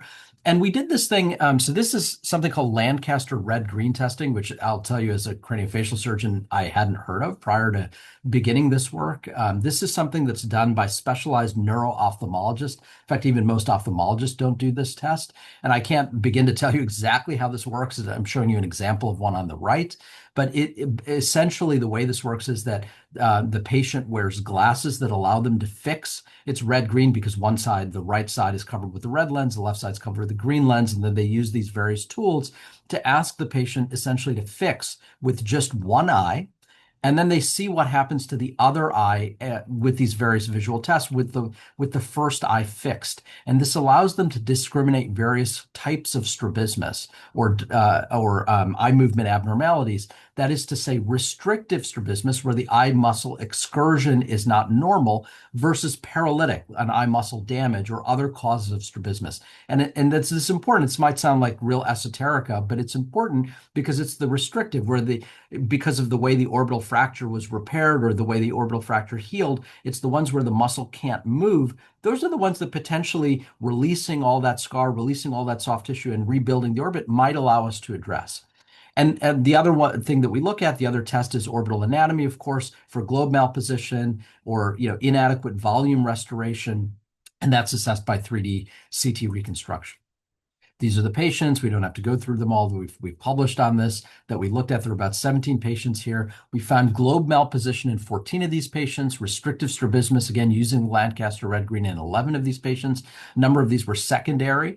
And those are the patients we chose to operate on. And in much better than in the literature, about 90% of those patients had improvement in their diplopia, with complete resolution in about half of those patients. So it's not a perfect tool. It's not 100% of them got better. And it's not like 100% of even those who got better had complete relief, but significant improvement. And nonetheless, there were 3 patients, despite passing these criteria and despite having what we determined postoperatively was an excellent anatomic restoration, there are still patients with no significant change in diplopia. And these 3 patients, while the minority, they're humbling because it tells us that this is a complex etiopathology that is not simply reducible to these two factors. And this is the algorithm that we've come up with in the end for these complex patients. So we look at for globe malposition on CT scan. If so, then orbital surgery is indicated. If not, then we do the Lancaster red-green with our neuro-ophthalmology colleagues. And again, if positive, and you can correlate that restriction with some finding on the CT scan, then again, orbital surgery is indicated. And if not, neuro-ophthalmology or potential strabismus surgery. That's direct eye muscle surgery. That's another possibility, although further studies are required to tell whether those patients would indeed benefit from strabismus surgery. So in conclusion, we designed the first validated risk calculator to predict who's going to develop this troubling sequela of diplopia and orbital fracture repair. It's useful for counseling and potentially for surgical decision-making. And in some ways, more importantly, for patients with diplopia, we've developed now the first evidence-based algorithm that can tell you how to categorize those patients and determine which are the ones most likely to benefit from secondary surgery. I just want to thank my colleagues on the study. Michael Grant on the left was the head of shock trauma when I was a fellow there, and then was a great colleague of mine, remains a great colleague of mine now that I'm an attending. Michael's now moved to run craniofacial surgery at the University of Virginia, and we have this terrific medical student, now resident, Bashar Hassan on the right, who's actually applying for plastic surgery residency. He's doing his general surgery year now. He's fantastic at University of Oklahoma. These 2 folks helped with the study. Let me stop there, and I'd be happy to entertain any questions. Thank you, Doctor, for your wonderful presentation. You're welcome. Any questions from the audience?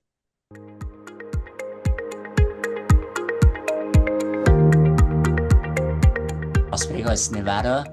And as you can see, probably in the window behind me, you can see that the sun has not yet risen over here. I also direct the oral pathology biopsy service at the UNLV School of Dental Medicine. So in our daily life, the oral mucosa, the oral cavity, comes in contact with a wide variety of antigens and allergens, ranging from foods to food additives to spices, herbs, variety of oral hygiene products, mouthwashes, toothpaste, and even dental restorative material. And direct contact with these antigens can potentially trigger an allergic reaction. Most of these reactions represent type 4 or delayed type of hypersensitivity reaction mediated by the cytotoxic T cells. In spite of the open exposure of the oral mucosa, in spite of the antigenicity, true allergic reactions are not that common in clinical practice. And this is because the period of contact between the allergens and antigens and oral mucosa is rather brief, because saliva as a buffering agent inside the mouth quickly dilutes and removes these antigens. Also, the oral mucosa is extremely vascular, and the vascularity of the oral mucosa can remove these antigens quickly. Compared to the skin, oral mucosa has a significantly lower percentage of the antigen-presenting Langerhans. So combination of these factors make contact allergic reactions rather uncommon in clinical practice. And because these are rather uncommon, sometimes clinicians don't suspect it when they see it. So clinical diagnosis of these allergic reactions can be challenging because the onset of the symptoms can sometimes be delayed, making the association and connection between the presentation and the particular allergens rather difficult. So quite understandably, sometimes the clinicians miss this diagnosis or confuse it with other conditions, because sometimes the presentation of these allergic reactions can very closely mimic vesicular bullous, vesicular erosive conditions of the oral mucosa, like, for example, oral lichen planus.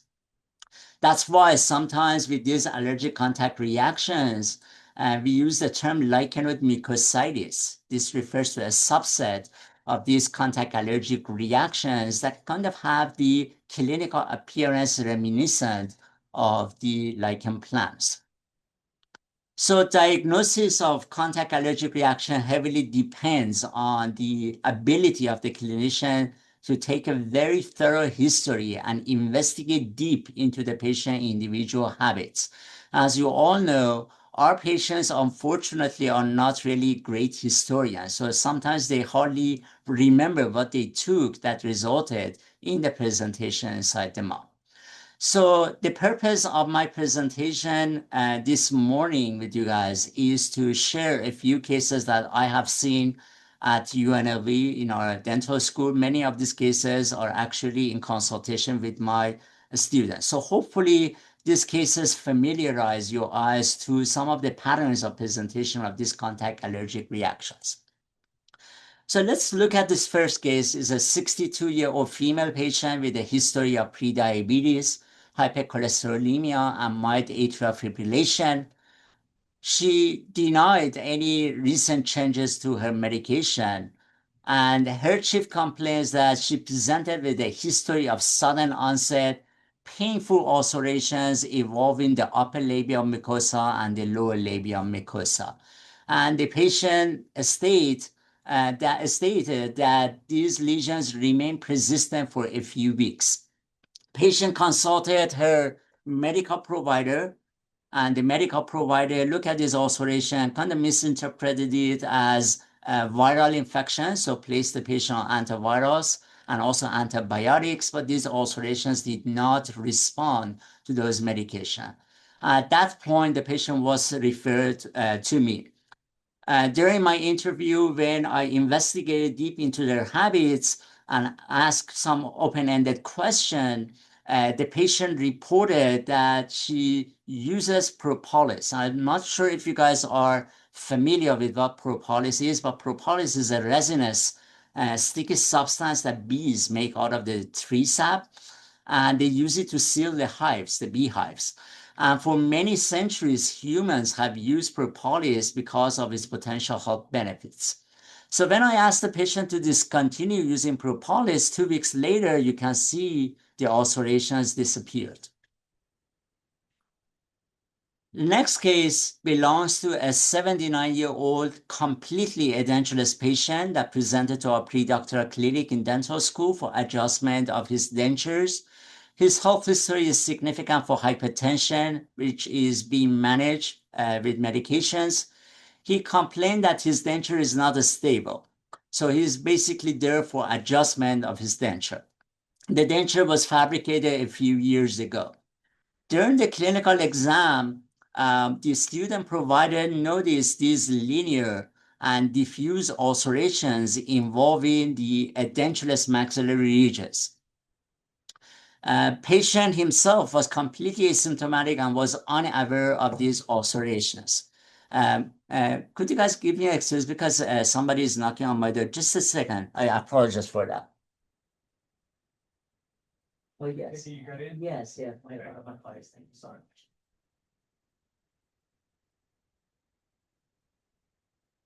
I apologize for that, everybody. So I was saying that the patient was completely asymptomatic and unaware of these ulcerations. And the student provider, under the supervision of the attending faculty, adjusted the denture, had the patient come back 4 weeks later.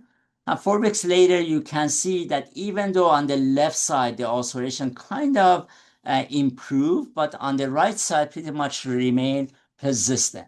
At that point, they consulted me for oral pathology consultation.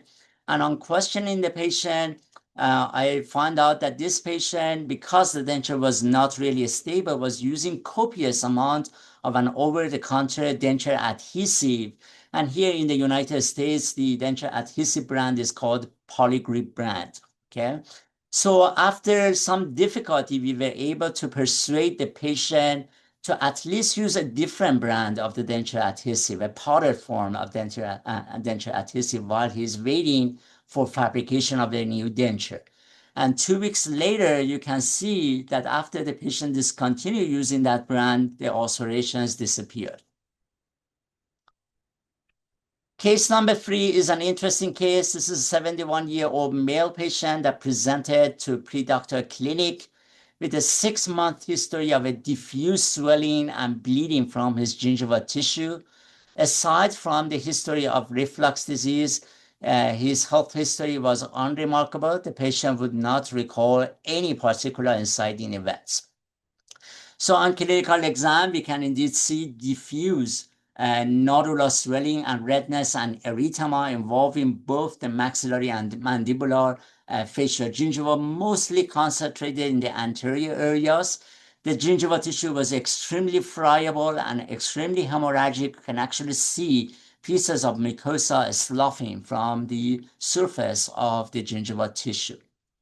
This appearance, this nodularity, this redness and hemorrhage made me a little bit concerned because sometimes leukemic infiltrates in the gingival tissue manifest in this manner. So at this point, I recommended a representative biopsy. And we took 2 representative biopsies, one from the maxillary gingiva and one from the mandibular gingiva. This is the histopathologic image of the one of the biopsies. You can see the surface mucosa that looks pretty much intact. The underlying connective tissue that shows a diffuse inflammatory infiltrate to a point that we hardly ever see the background stroma. At higher magnification, you can see that most of this inflammatory infiltrate is made of plasma cells. So I ordered some immunohistochemical stains. This is CD138 that demonstrate that most of the inflammatory infiltrate is indeed made of the plasma cells. I ordered kappa and lambda immunoglobulin light chains, and expression of both of these light chains indicate that we are looking at polytypic and polyclonal plasma cells. So we ordered these stains to basically rule out the possibility of neoplastic proliferation of the plasma cells. So because these are polytypic, that rules out neoplasm. So this case was therefore diagnosed as plasma cell gingivitis, which is a form of hypersensitivity reaction, usually elicited or triggered by components of a toothpaste or certain spices. So I asked the patient to switch to a plain toothpaste. Even plain baking soda sometimes can do the magic. And a few weeks later, after the patient switched to the plain toothpaste, you can see all that redness disappeared. And now you can see severe gingival recession. And now the patient needs to consult a periodontist for the management of his gum disease. Case 4 belongs to a 38-year-old female patient who complains of oral soreness, burning sensation. She states that the soreness is especially aggravated anytime she eats hot and spicy foods. Her health history was otherwise unremarkable. Clinical presentation showed patchy erosive and ulcerative plaques that in the periphery demonstrate these vague reticular and fine striations. So kind of reminds you of lichenoid lesions and oral lichen planus. These lesions appear on bilateral posterior buccal mucosa, which, as you probably know, this is a very typical and classic location to see oral lichen planus. But when you look carefully, you see that the lesions kind of coincide with the teeth that have this silver amalgam restoration. Okay.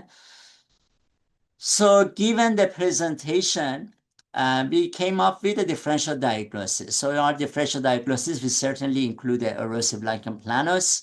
We included lichenoid mucositis secondary to amalgam restoration, and other forms of allergic contact reactions. Chronic ulcerative stomatitis is a rare vesicular erosive condition that basically shares many clinical features with erosive lichen planus. So that's also part of our differential diagnosis. So on questioning and inquiry, we ask for use of particular spices, including cinnamon. We ask for the history of use of particular herbs, the different types of brands of toothpaste.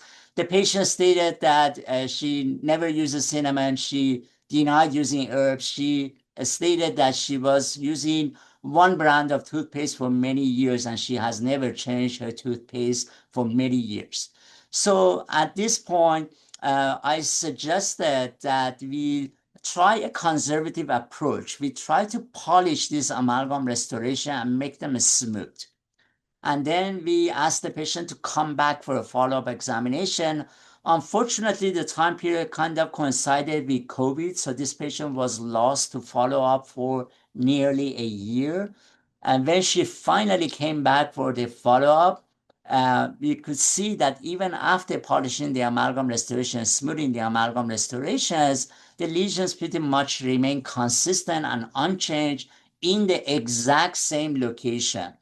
The fact that these lesions remain stationary and didn't move made me more suspect the contact allergic reaction to amalgam restorations because a classic and typical lichen planus classically moves around, migrates around the oral mucosa, never stays in the same spot over a long period of time. So at this point, I decided to take a tissue biopsy. So we did a punch biopsy, and this is the punch specimen. You can see the surface mucosa, the underlying connective tissue. This is from the buccal mucosa. So at the base of the excision, you can see the adipose tissue. But I want to draw your attention to the superficial connective tissue at the interface of the epithelium and underlying connective tissue, where you can see this dense and band-like inflammatory infiltrate. This inflammatory infiltrate actually has formed fully developed germinal centers, okay? And notice that the interface between the epithelium and the underlying connective tissue is flat. Normally, the epithelium should show the reedy ridges elongations. But in this case, you can see it's a very flat interface. This is because of the degeneration of the basal cell layer of the epithelium. Now, these histopathologic findings that I described kind of look similar to lichen planus. And indeed, if you do a very superficial and a small biopsy, it would be very difficult to distinguish lichen planus from contact allergic reaction and lichenomyositis. But I want to draw your attention to deeper connective tissue in this area. So let's zoom in this area. And you can see a blood vessel. Surrounding the blood vessel, you can see a diffuse lymphoplasmacytic infiltrate. This feature is a feature that we see in lichenoid mucositis in contact allergic reaction, but not in the true classic lichen planus. So this biopsy kind of proved that we do indeed have a case of lichenoid mucositis. And because the lesions coincided with the amalgam restorations, then we should basically suspect a possibility of allergic reactions to amalgam restorations. So at this point, I recommended that at least in one of the quadrants, we remove the amalgam restoration and replace it with a different material. So we did this for the left side, and you can see after the follow-up, after the removal and replacement of the amalgam restoration, the left lesion disappeared, but the right lesion remained persistent because the amalgam restoration is there. So our next plan is to basically remove this amalgam and replace it with a different material as well. This next case is kind of similar to the last case that I just talked about. Just very briefly go over it because I don't want to run over time. This is a 42-year-old female patient that presented with a history of sudden onset oral soreness and especially aggravated with citrus types of foods. Like the last case, the patient denied any changes to her oral hygiene products and denied using cinnamon or other spices. This case sort of looks similar. You can see erosive and ulcerative lesions. It's hard to see it in these photographs, but if you look very carefully at the periphery, you can see the fine reticular striations. So the lesion kind of have the lichenoid appearance. And what makes this case a little bit more challenging is the fact that these lesions are much more widespread.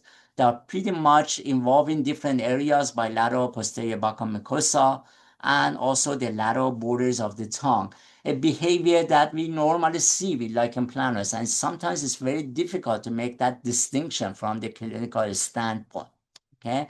But the fact that these lesions pretty much coincided with the amalgam restoration kind of raises suspicion that these are likely lichenomucositis secondary to the amalgam restoration. And if these lesions remain stationary, if you follow up this patient and these lesions fail to migrate around the oral mucosa, definitely suspect lichenomucositis and contact allergic reactions. All right, my last case is a case that we recently saw in our urgent care clinic here in the dental school. The patient is a 77-year-old female patient who presented with an onset of severe oral burning sensation. She stated that the symptoms appeared 2 weeks after she received her new denture. And she states that the burning sensation is so severe that it interferes with her eating ability. And she has lost a lot of weight because of this. So patient made an association. Patient was kind of smart, made an association that maybe the new denture is triggering some kind of a reaction in her mouth. So she returned to using her old denture at the time of the presentation. But during the clinical examination, we can certainly see these lichenoid lesions, erosive lesions with focal ulcerations that show these peripheral striations in posterior buccal mucosa bilaterally. You can see similar looking lesions involving the palatal mucosa and the edentulous maxillary ridge. So once again, with this history and with this clinical presentation, we came up with this differential diagnosis, considering lichenoid mucositis, allergic reactions to the denture material, or other forms of allergic reactions to cinnamon or other spices or other herbs, and erosive lichen planus and chronic ulcerative stomatitis. So at this point, we decided to treat this patient symptomatically, relieve the symptoms. I instructed the patient to not use the new denture and had the patient come back in 2 weeks. 2 weeks later, the lesions kind of improved, but they are not 100% resolved. You can still see residual lichenoid lesions involving the posterior buccal mucosa. The palatal lesions more or less remain pretty much the same. So at this point, I'm not 100% sure that this is really true contact allergic reaction, or is this a lichen planus that was showing a flare-up? And so at this point, I have recommended a tissue biopsy. You guys may not be familiar, but we just had our Thanksgiving holiday. So the patient asked us to delay the biopsy until after the holidays. So we are planning to perform a biopsy sometime this coming month. So diagnosis of the allergic contact reactions can at times be challenging.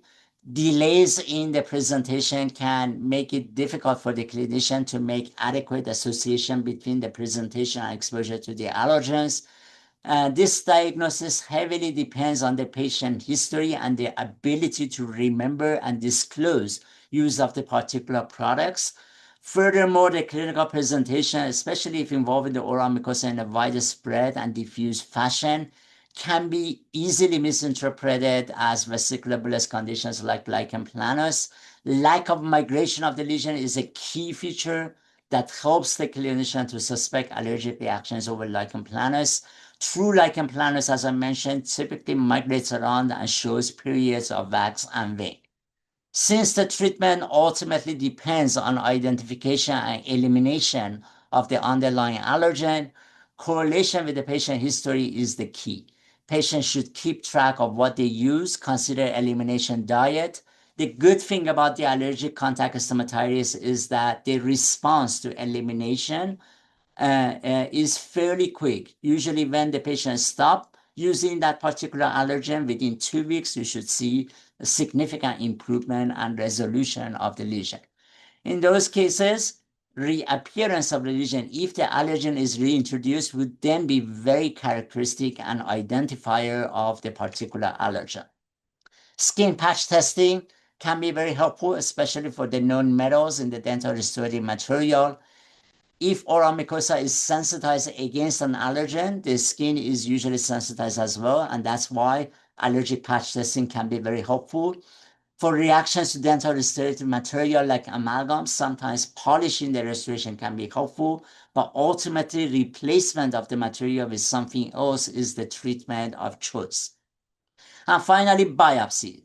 And in biopsy, you have to keep in mind that lichen planus and lichen mucositis histologically can mimic each other.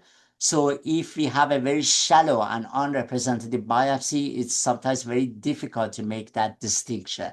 So your biopsy needs to be representative enough. And if it's representative enough, then you would be able to make that distinction.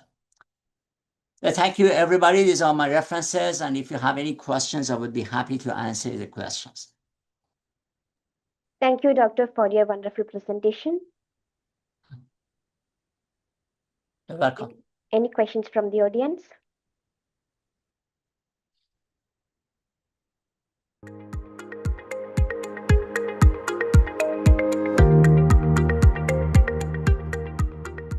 Good afternoon.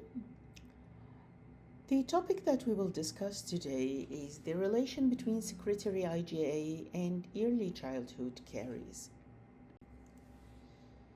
So, as we all know, the prevalence of early childhood caries was reported quite high in many countries, including Malaysia. The humoral immunologic response can regulate caries, especially salivary IgA, which has immunological control over dental caries.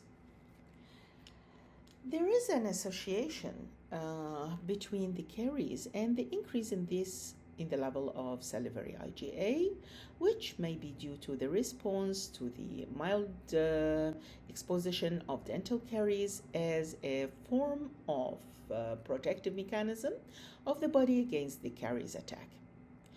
So still, this relation between salivary IgA and dental caries is controversial and need further investigations. And that's what we will talk about in this lecture. So, clinical studies of the oral disease in relation to salivary constituents are usually complicated by the difficulties in standardizing sampling method, laboratory tests, and contribute to diversity of findings. So, the salivary component and the value found for their concentration, the data should be interpreted cautiously once the antimicrobial capacity of the specific component is not necessarily related to its concentration in the saliva. So the concentration of salivary constituents are regulated by different factors, including the salivary flow, which is hard to be measured at that age. The early childhood caries is one of the major public health problems due to high prevalence in all regions of the world.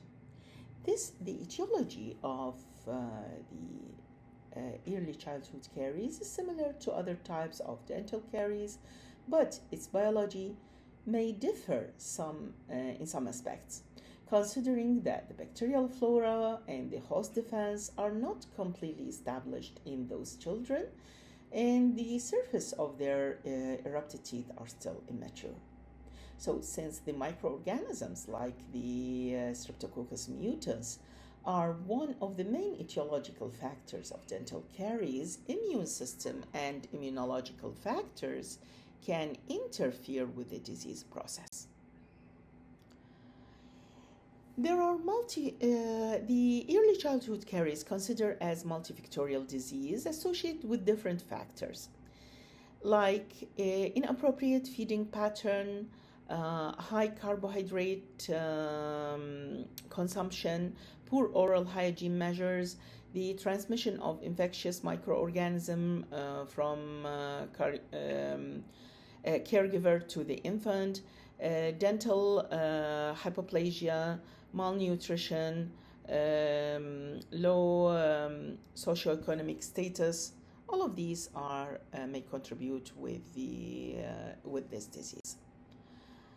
While dental caries is defined as a localized post-eruptive pathological process of external origin that involve the dissolving of the hard tooth tissue and progressing of the formation of the cavity. So it's considered as the most common childhood chronic disease in age between 5 to 17, and is 5 times more common than asthma or severe, and 7 times more common than hay fever. It's a multifactorial disease, and it affects 60 to 90% of school-age children worldwide. Also, there are other factors which are really concerning and really involving in this and influencing the dental caries, which are the genetic and environmental factors. Because genetic differences in certain environment factors tend to be more cariogenic for some people than others. Saliva and its components, immunological and non-immunological, as host factors, may play an important role in maintaining oral health. Salivary components, their flow, viscosity, buffering capacity, play a major role in the prevention, initiation, and the progression of the disease. It helps the prevention of caries through the antibacterial effect. While the saliva, as we mentioned, usually play a very special role in maintaining oral health due to, as we mentioned before, the factors that it contains, and it controls the metabolism, adherence, growth of the pathogen, improves the removal of carbohydrate residue, provide tooth remineralization, and neutralizing organic acid produced by acidogenic microorganism that may lead to tooth demineralization. So the salivary IgA contributes almost 60% of the total immunoglobulin count of the saliva. So the salivary immunoglobulin role is in the protection against dental caries.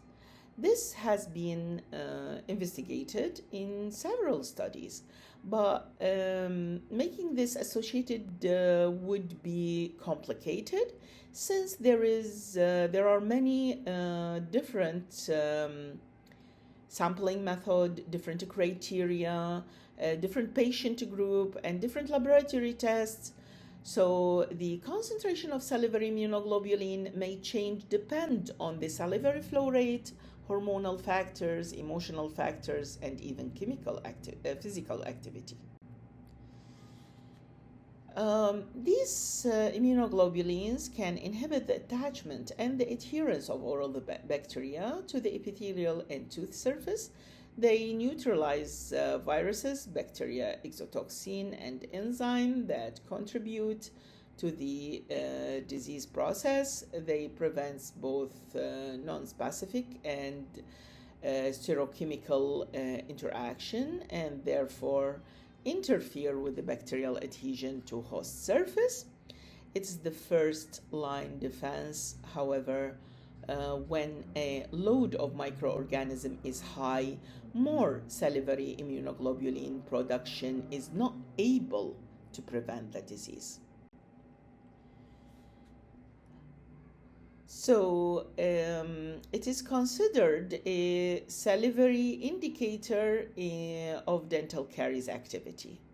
Salivary IgA titration level, as considered as a diagnostic tool, has largely been explored for both unspecific and specific salivary IgA.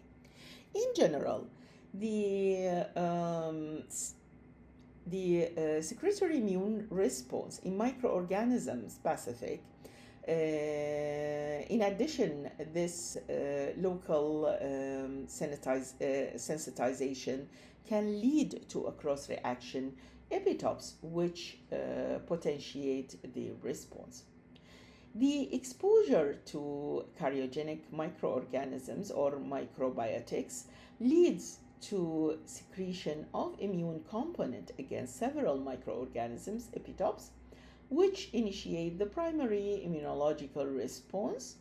One theory suggests that the binding reduce the free salivary IgA in the saliva from caries active subject in comparison of caries resistant one. Some author reported high level of salivary IgA in caries resistant individual in comparison to caries susceptible one, suggesting an effective protective function of this immunoglobulin.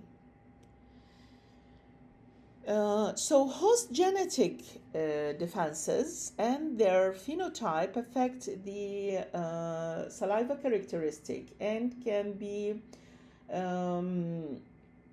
reasonable explanation for why some children develop caries even if they have good dietary and hygiene habits.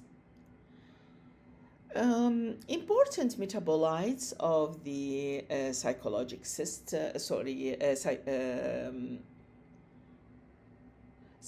system to determine the state of health and disease for both oral and systemic condition, and the salivary gland provide the most important source for salivary IgA in the upper tract, and many factors can influence its concentration. So, the question that will arise from the beginning is what's the relation between salivary IgA level and the presence of dental caries? Many scientists go through these subjects. These are some of the examples of previous studies went through this. Some of them, but the results that they got and the conclusions that they got is controversy. Some of them reported that there is association between the elevated salivary IgA and increased caries activity. Some indicate that the mean salivary IgA was significantly higher among early childhood caries group. Some reported an inverse relationship between salivary IgA level and caries experience in children, especially at the age between 3 and 6. And some provide that there is no correlation between salivary IgA and the early childhood caries. Others mentioned that salivary pH, flow rate, buffering capacity, protein concentration, and other factors in the saliva may give impact to the incidence of caries, reporting an increase in the level of salivary IgA with decrease in caries activity. So, the salivary IgA can be one of the biomarkers for caries. High level of salivary IgA indicate a higher caries risk. It's then supported by the alteration of salivary flow rate and salivary pH.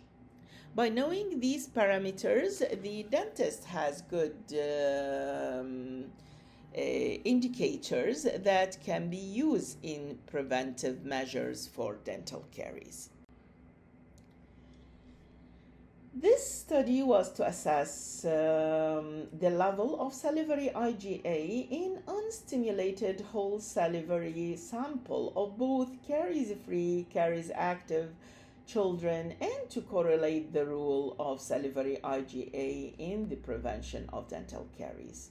Early detection of dental caries will help in providing necessary oral health preventive service and specific program for children to protect against dental caries. So we need to know exactly which to follow, which idea, although you will see at the end of the day, each one have their opinion in this case.